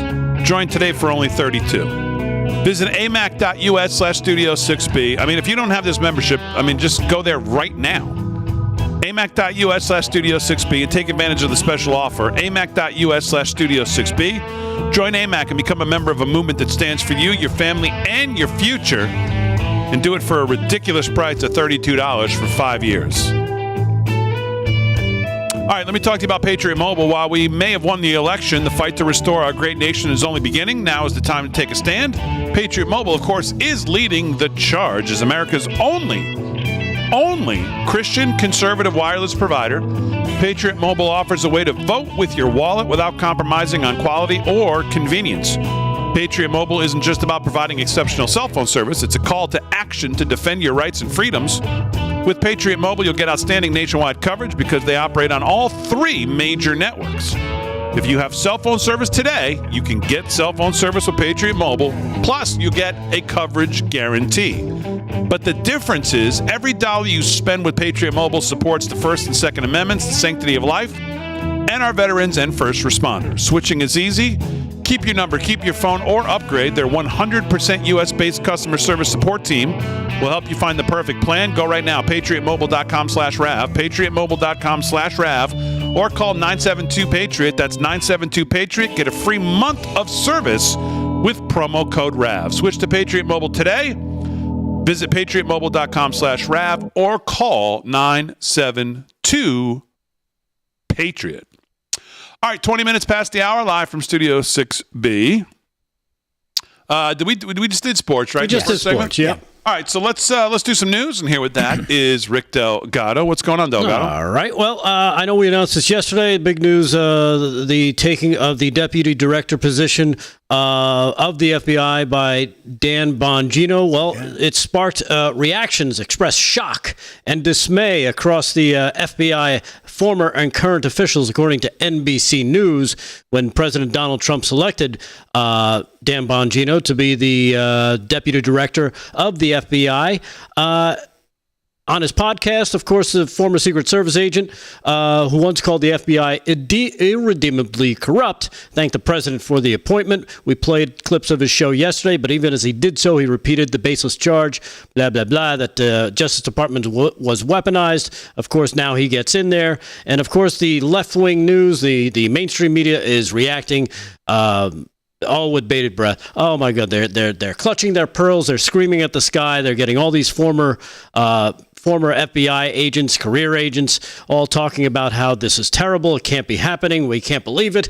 It's usually because they usually pick a deputy director who's been a longtime FBI agent, but this time they went outside, and of course, none of them are all very happy about it. Here is Caroline Levitt. She's the, of course, the president's spokesperson. Here she is talking about that appointment, and of course, the media reacting and hyperventilating over the pick. Here's cut number 15. Check this out. I'm not sure if anybody in this room has listened to Mr. Bongino when he talks about the past corruption at the FBI, when he talks about his experience serving for the United States Secret Service. This is a man who loves his country and who has honorably served our country in ways that many people have not. He understands the depth of the corruption at these institutions, which the American people reelected President Trump to shake up. And I think it's quite despicable to see many networks in this room who have had chyrons on their television screens labeling Mr. Bongino as a far-right podcaster.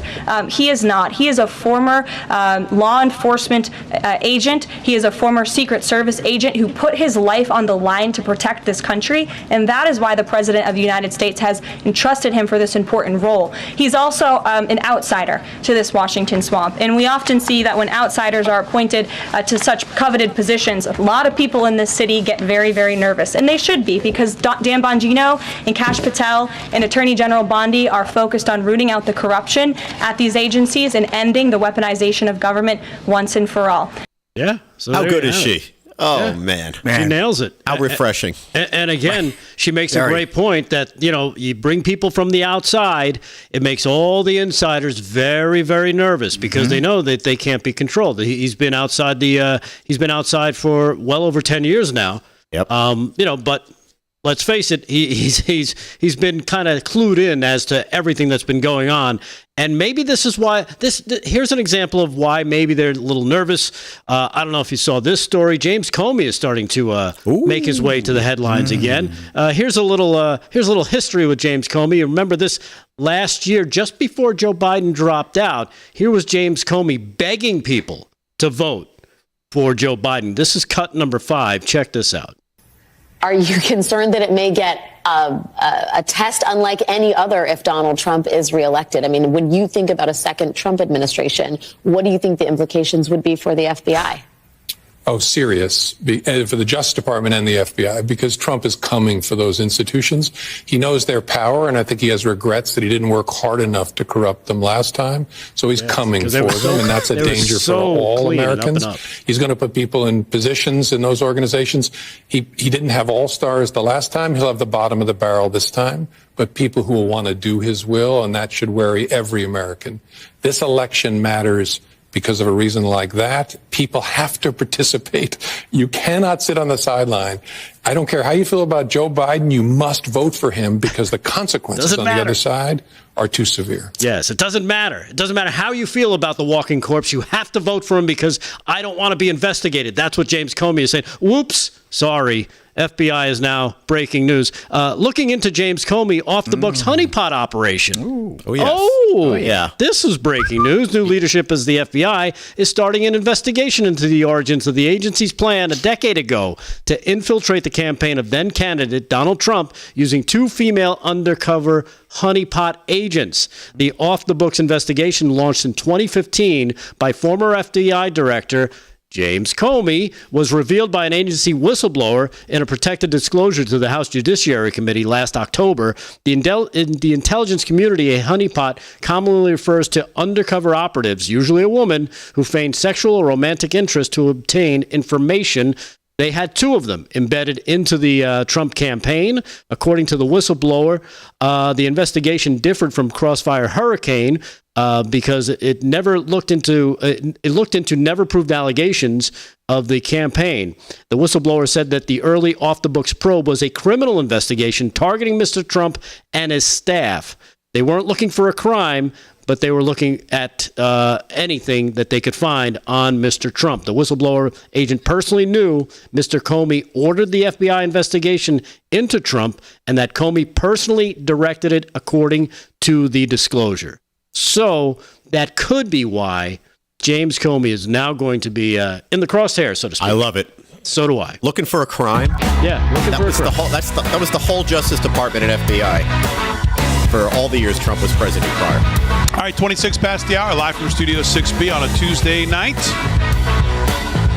We'll do more news with Vinny Mac and Rick Delgado. More sports with Slick. Aaron and Fran holding it down on a Tuesday. We're back right after this.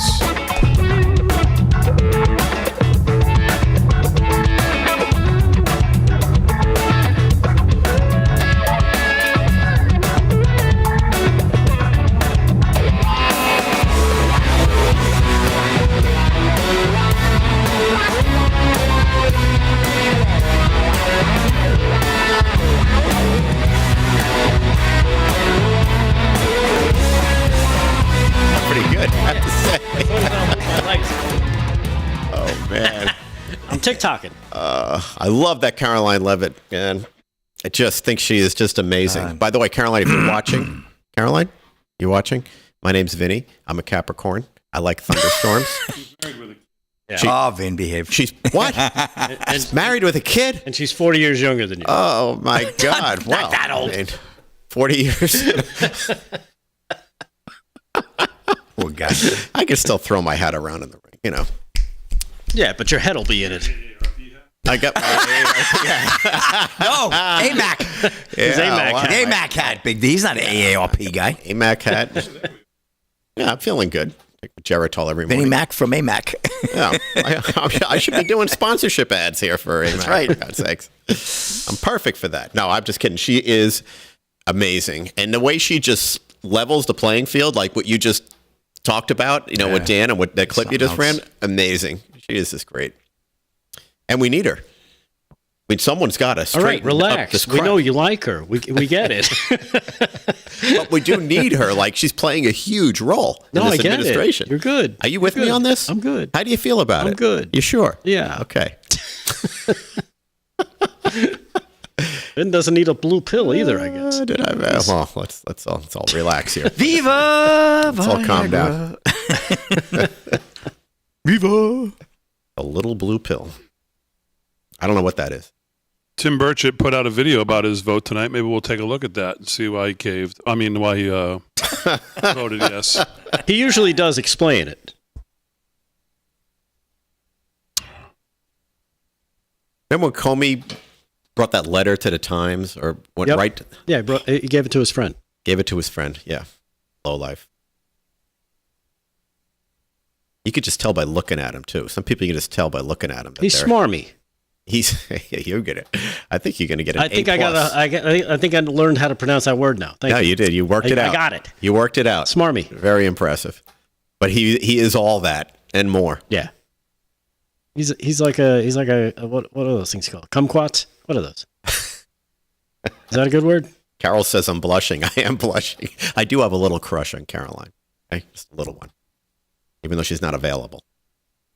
All right, we get it. Went to dinner with Harry.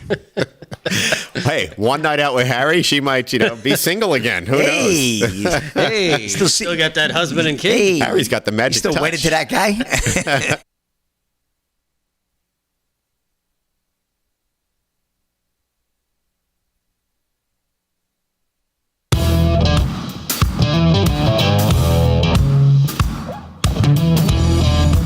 All right, 30 minutes past the hour, live from Studio 6B on a Tuesday night. Glad you're in. Slick's doing sports. He'll do some more before we wrap. Delgado's doing the news. Vinny Mac's got some more thoughts on news as well. Aaron and Fran holding it down as always. Brianna did a great job last night, Aaron, in your absence. Fran, of course, always does a great job moving over to the big board. But Brianna did a great job last night. So I want to thank her again for the job she did. Thank you. No, Vin, I want to thank her. I don't need you to butt in. Oh, I'm sorry. Okay, thank you. Thank you. Thank you. Yes, yes. All right, 30 minutes past the hour. So Tim He's Burchett, really wound up now. Tim Burchett put out a video on why he caved, why he voted yes for the budget resolution tonight. Let's hear what he has to say. Because I read you his tweet from 2 days ago where he sounded just a tad bit different. Here he is. Hey, everybody. Tim Burchett, just leaving the Capitol. Had to get away from all the press back there so I could do my video. I voted for it because there are tax cuts in this thing. We're shrinking. Actually, there really are real cuts. And there is tax relief for the middle class, which is always good, which helps our economy, which has helped our economy in the past, and it continues to do that. And there's border security in this bill.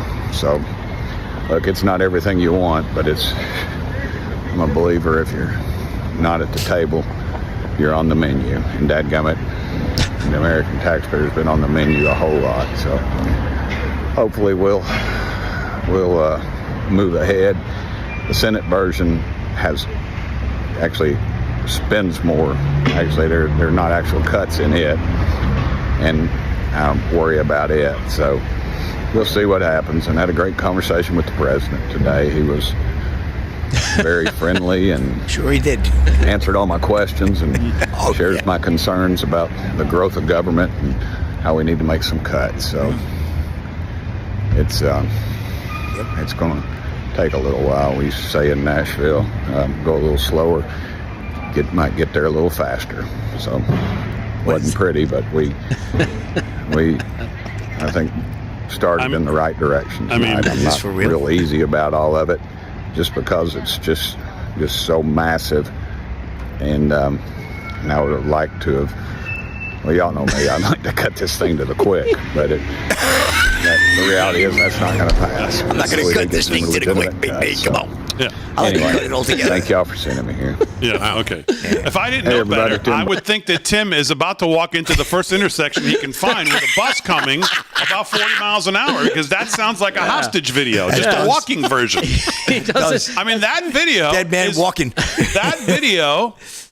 I love Tim Burchett, by the way. He's great. But that video is a perfect encapsulation of what is going on in the Republican Party right now in these votes. Yeah. They are being, you're going to vote for it whether you like it. That's what's happening. I mean, like it or not, that is what's happening tonight. Yeah. And that is the perfect way to describe it. That His was whole mood right there. Right. In trying to defend it, which is indefensible. Oh my God. You could tell he can't sell it. He couldn't sell it. No. He was just like, well, there are some, you would think you'd be happy about, we're getting these cuts. We wanted this. We wanted this for the American people. This is a big win. Right. At the table, you're on the menu. He's like, if you're not at the table, I mean, that's a hostage video, just a walking one. He's on the menu. If you go slower, you get there faster. Just stuff like that. It's just like, oh man. God, I was listening. I didn't want to hear coming down. Just please look out, Tim. He looked pretty depressed. But what about the duct tape and the rope? Why did he have all that stuff? I mean, there you go. I mean, that says it all right there. That says it all and right you know what there. That reminded me of too. Remember we played that clip? It was I think it was about a year and a half ago where Matt Gaetz said, "Hey Burchett, tell Biden one of your tell him about your Mustang or some car question." Just to get him to talk nonsensically and just keep talking. And he called it, Tim Burchett's never-ending story. That was an illustration of a Tim Burchett never-ending story about why he voted for this. I mean, again, I don't know all the minutia of all this, but I know this. We have the presidency, we have the Senate, and the House. Does that sound like somebody who represents the party that's in full control? That sounds like someone who just took the best deal they could get because that's all they were going to get from the Democrats. And it was like, let's take this because we ain't going to get any better. Yeah. That doesn't sound like someone whose party is in control of everything. Well, we are in control of the House, but it's on a hair. I mean, we're barely in control there. Okay. Well, and we have enough votes to pass stuff. If everybody votes. If every one of the Republicans vote, we're only up by like 2 votes, right? Well, the problem is every Republican but Thomas Massey did vote. Yeah. Well, from this, Eyes of a Lady in the Rumble chat said she cut and pasted Nancy Pelosi's response to the passage. Over soon on Rumble. Damon's never happy. Here's the problem. The problem is that I'm one of the few that's unfortunately never happy. That's right. I'm very rarely happy with what the Republicans do, and unfortunately, many of you give them too much of a pass. Are you happy with Pharrell Williams? Here's the cut and paste from Pelosi, what her statement was. Tonight, House Republicans passed a budget which steals taxpayer dollars from Medicaid and gives tax breaks to their billionaire donors and big corporations. So, if anything, at least she's not happy. Because anytime is she Democrats any more or are less unhappy than Tim Burchett was in that video? Yeah. Could you distinct between the two if you watch them side by side? If she did a video and his video, it doesn't sound like anybody's. No. I mean, that does not sound like people who are in control. I don't care how much control you say they're in. He just said the Senate version's worse. Yeah, they don't even do any cutting. So more to come. Yeah, a lot more to come. But Pelosi, they're just lying about it, by the way. They didn't cut Medicare. Oh, of course They didn't do any of that stuff. No. It's just lie. As bad as it might be or as good as it might be, whatever. As I said, I trust Trump. But she's just lying, which is what she does. She's very good at it, by the way. Well, we're going to get a lot more of this over the next couple of days. And again, the actual reconciliation vote comes up in a few weeks.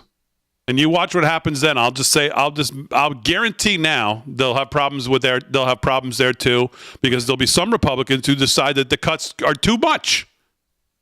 It'll be just the opposite.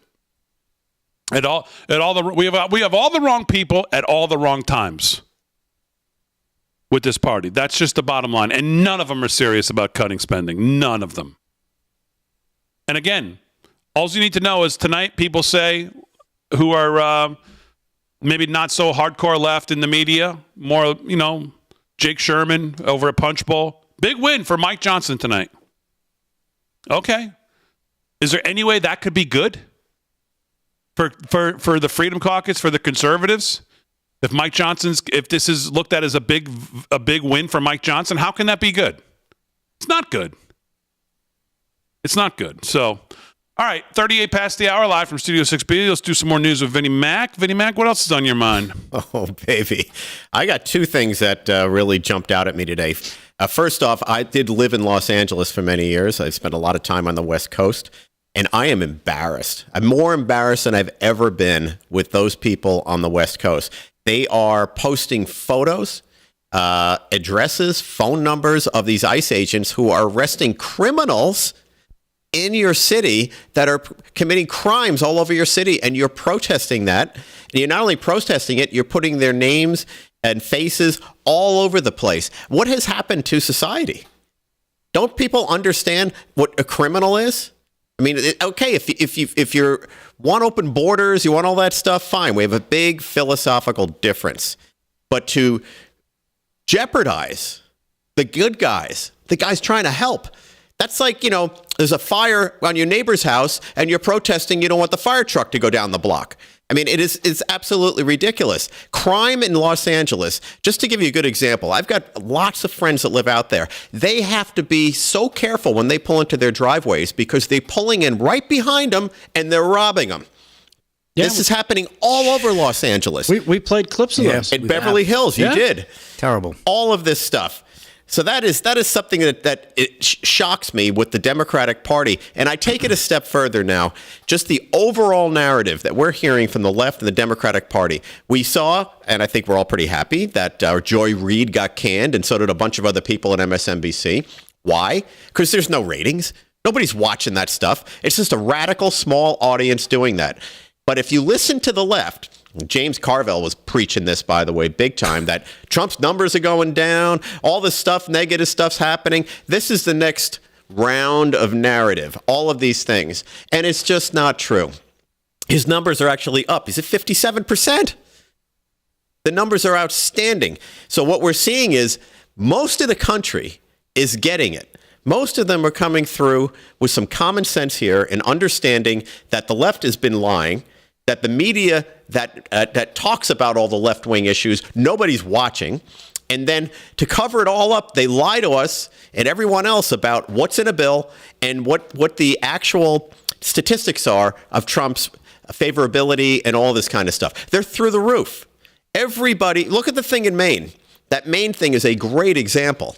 You have the governor of the state defying what the bulk of the people want. They don't want men in women's sports. It's very simple, but you see this thing after thing after thing, and you're like, what part of the country are they actually trying to appeal to? Because the proof that it's not working, the proof that people are not listening, the proof that they actually don't even care about these things anymore is out there with dismal ratings that they're firing anchors left and right at CNN and MSNBC, and that the actual statistics back up Trump. So it's just another round of farcical information by the left, trying to convince people of one thing when it's just not happening. And this trans thing is bigger than I think than we all think, because this is a highly logical issue. I have a daughter, and you guys have daughters? Yeah. All of us have daughters. If we would all just have a fit, obviously, if our daughter was subjected to playing volleyball and got smashed in the face by some guy on the other team because of, these things. It's logical, right? But it's logical for everybody. You don't have to be a progressive to get this. Right. You just have to be a human being. And that's what I think is coming through for the most part. Unfortunately, all we see are protesters in Los Angeles giving the names of ICE agents.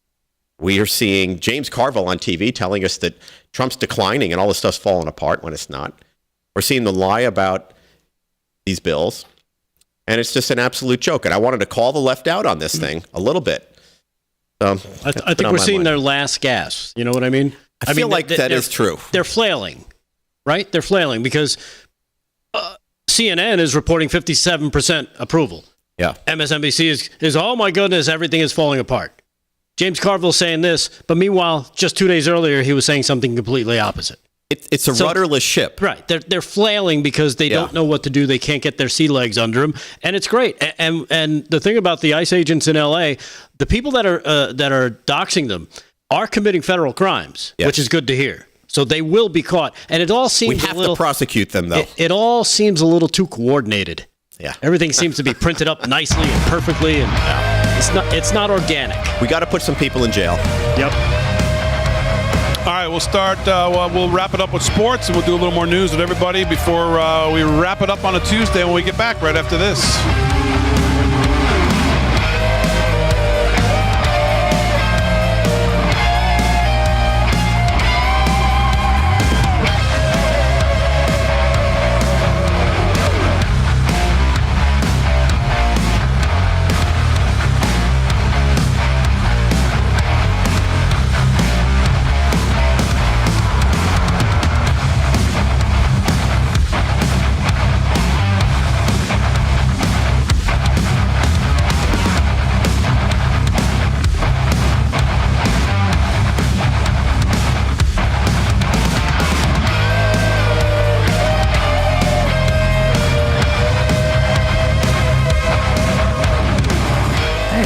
Big D.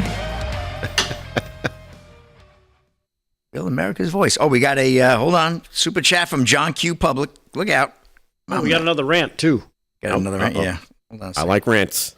Where'd he go?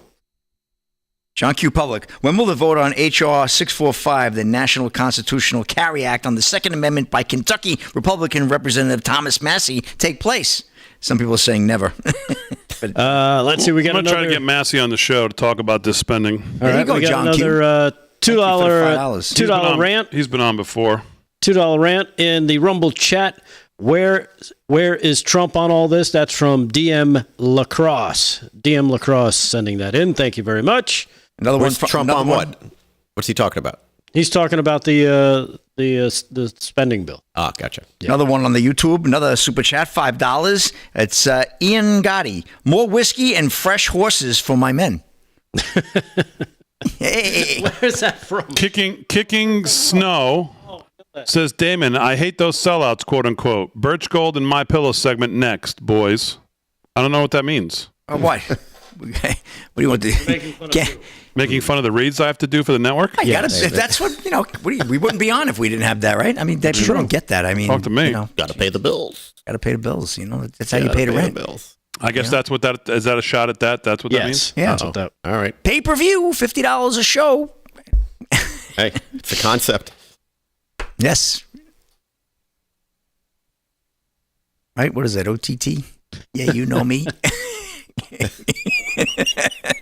Get down with OTT. Yeah, you know me. Dan Bongino, so happy about that, man. Yeah, good for him. You know what? He's gonna be fire. Oof. I can't wait to read that book in 4 years or 12 years. Anytime you see politicians react the way they do and insiders, you know it's the right move. When they react so negatively. GQ MAGA, in case Damon is actually reading this, here it is again. Until we get 80 Republican senators and 400 Republicans in the House, there will always be bullshit bills. And how do you not know that? Uh-oh. Hello. Okay. Hello.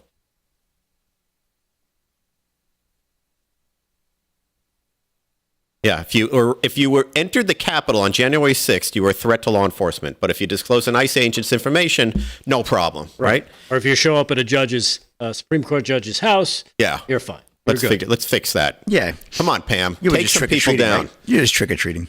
Thank you. Any news on the release of your Epstein list? I do have a story on that. Okay.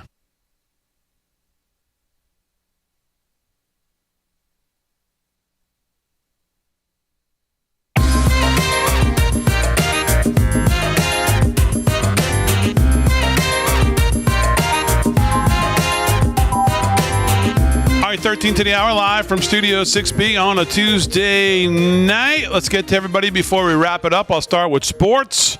It's Sports is brought to you by Mike Lindell, MyPillow. LFS6B is the promo code to use. Slickster, what's going on? All right, Big D, quick sweep of the scoreboard. I'm just going to give you the finals on the NCAA men's basketball there. Number 2, Duke mauls Miami 97-60. Georgia fends off number 3 Florida 88-83, and Marquette pounds Providence 82-52. That'd be number 3 Florida. A little bit of an upset there, Big D. And NHL action, give you a couple of there. Maple Leafs and Bruins tied at 4 in OT. 4 minutes to go there. We got the Sabres edging the Ducks 3-2. Lightning over the Oilers 4-1. Rangers absolutely pounding the Islanders 5-1 win. 8:36 to go there in the third period, and sound like the Blues will whip it up on the Kraken 6-0 end of 2. But unbelievable score there. I can't believe that. And here we go. Ex-NFL player Le'Veon Bell lends support to Elon Musk, Donald Trump amid Doge criticism. Warner Todd Houston and Breitbart. Former Pittsburgh Steelers running back Le'Veon Bell has stepped up to support President Donald Trump and Elon Musk in their effort to trim the federal budget with the Department of Government Efficiency, Doge. This is Warner Todd Houston and Breitbart. To date, Musk and his Doge project has reportedly identified more than $65 billion with a B in waste and fraud, which was uncovered through a combination of fraud detection, deletion, contract lease cancellations, contract lease renegotiations, asset sales, grant, cancel. You get the whole idea. This is all good news as far as Bell is concerned. Bell, who retired from the pros in 2021, took to his X account on Monday and noted that he does not understand how anyone could oppose Doge and its efforts to save billions. Elon doing too much for this world for you all to be hating, he wrote on Monday. Bell also praised Trump, writing, Trump doing too much for this world for you all to be hating. For his part, Elon Musk thanked Bell for the support. Bell's support for Trump is not new. He openly supported the president during the past presidential election. Indeed, Bell appeared at a Trump rally in October to stump for Trump ahead of the election. So good for Le'Veon Bell. Big name there. Been out of the game a little bit. Big D, good running back for the Pittsburgh Steelers. Another guy from Pittsburgh. We got to flip that state, Vin, that Pennsylvania. We're going to get that red. And that's a wrap in sports, Big D. Back to you. All right, very good. Slick Sports brought to you by Mike Lindell, MyPillow. Let's do a little more news. First, I'll come to Vinny. Vinny Mac, anything else on your mind tonight? Yeah, 5 things I did last week. Yes, where's your email? Okay. I don't have it in my inbox yet. First of all, the hysteria around this particular question. Did you guys see the clip from Jamie Dimon, Chase, when he was trying to get everybody, basically telling everyone, you're coming back to the office? Yeah. Okay, no more of this. They had a petition. They went crazy. Jamie Dimon said what most CEOs and business executives would say, which is, sorry, it's inefficient. You're coming back to work. Well, that's okay, right? That's what a CEO does. And so Elon Musk puts out something to workers, one, that haven't come to the office in years. Forget about COVID. They haven't come to the office in years. They're also, we don't even know what they're doing. We don't know what anybody does. They don't even know what they're doing. They're finding golf tee reservations through the roof when they're supposed to be working. Well, who knows what's going on? So he asks a simple question. Tell me what you did last week. If you go into a business and you're trying to fix the culture, you're trying to understand what people are doing, or you're trying to wake people up to be accountable to something, I can list a lot of CEOs that have done exactly like this. Famous ones. Steve Jobs did it. The Mr. Wonderful did it. Elon Musk has done it. Some great CEOs right there that have asked their employees this same question. Because when it comes down to it, when there's no accountability for anything, so the left is, their hair is on fire for this question, but hasn't any of them ever worked for someone? Has anyone ever had a boss question like, hey, I'm not sure exactly what you're doing. What'd you do last week? That's what he's asking. It's pretty damn simple. And the fact that we have all this pushback is outrageous. And it goes to show you how little people really understand about what it is to have a job. You know, this job that they have, the federal government, this isn't a freebie. This isn't a giveaway. They're not working for peanuts. They're working for money, our money. Accountability. This is accountability. By the rest of the world has to go through this every day. Right. I have to go through it every day. Yeah. I'm an entrepreneur. I'm accountable every day or I make nothing. Yeah. And I think people who work at companies know they got to produce. Amen. It's just the real world. Amen to that. Yep. So that's what's bugging me is these 5 things. And why do we have to defend it? I shouldn't even have to go on this rant right now. Well, but just get your email in before the end of the left. show, please, Yeah. would you? Thank you. All right, 9 minutes to the hour. Let's do a little last news with Rick Delgado. Delgado, what's going on? All right. Well, this is a question that's been coming up. Damon asked me, what's the update on that? Yeah. Well, here it is. GOPers are pressing for the release of the JFK and Epstein files. According to this, Republicans are mounting pressure on the Justice Department to advance the release of classified documents and records related to the assassination of JFK and other federal secrets. Being led by Representative Anna Paulina Luna, she's been out front on this. I don't know if you've noticed her, Vin, because I know how you like the ladies, who is leading the House Oversight Committee task force on declassification of federal secrets, is pushing the Department of Justice for answers on when it will happen. So far, she says she has faced silence. She said on February 11th and 19th, House Oversight sent a letter to DOJ asking for the status of the Epstein files as well as JFK. She posted yesterday on X, the DOJ has not responded, reaching out on X because we can't seem to get a response from the AG. She's talking about AG Pam Bondi. What is the status of the documents? Anna wants to know. These documents were ordered to be declassified. She also sent a letter to DNI's new director, Tulsi Gabbard, as well as National Security Advisor Michael Waltz and White House counsel David Warrington, requesting a briefing by Thursday on the plans for the release of the documents. So there you have it, Damon.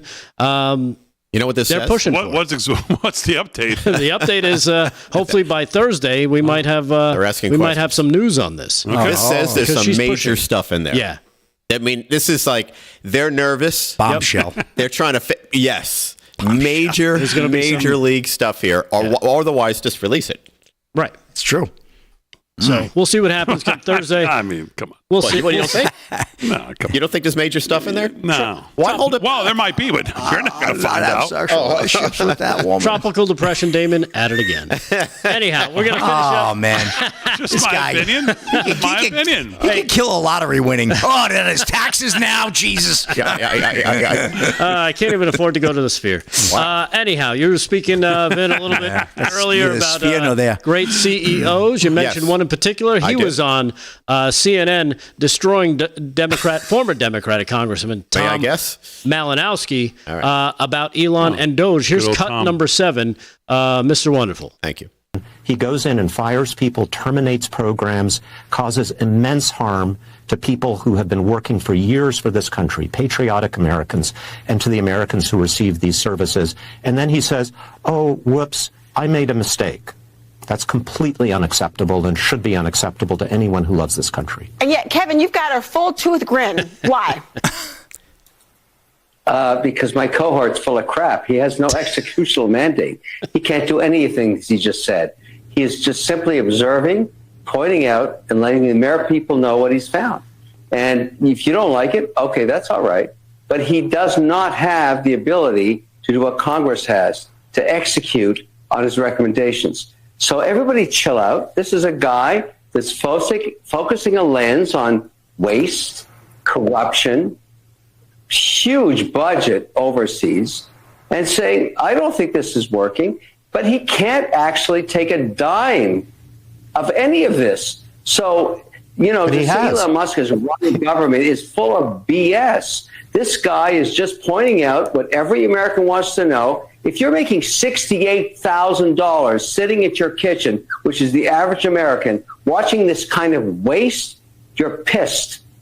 You're really pissed, which is about 70, 80% of the population. So get over it. Let him do his work. The guy has amazing executional excellence. You can't point out anything he's done that hasn't worked out.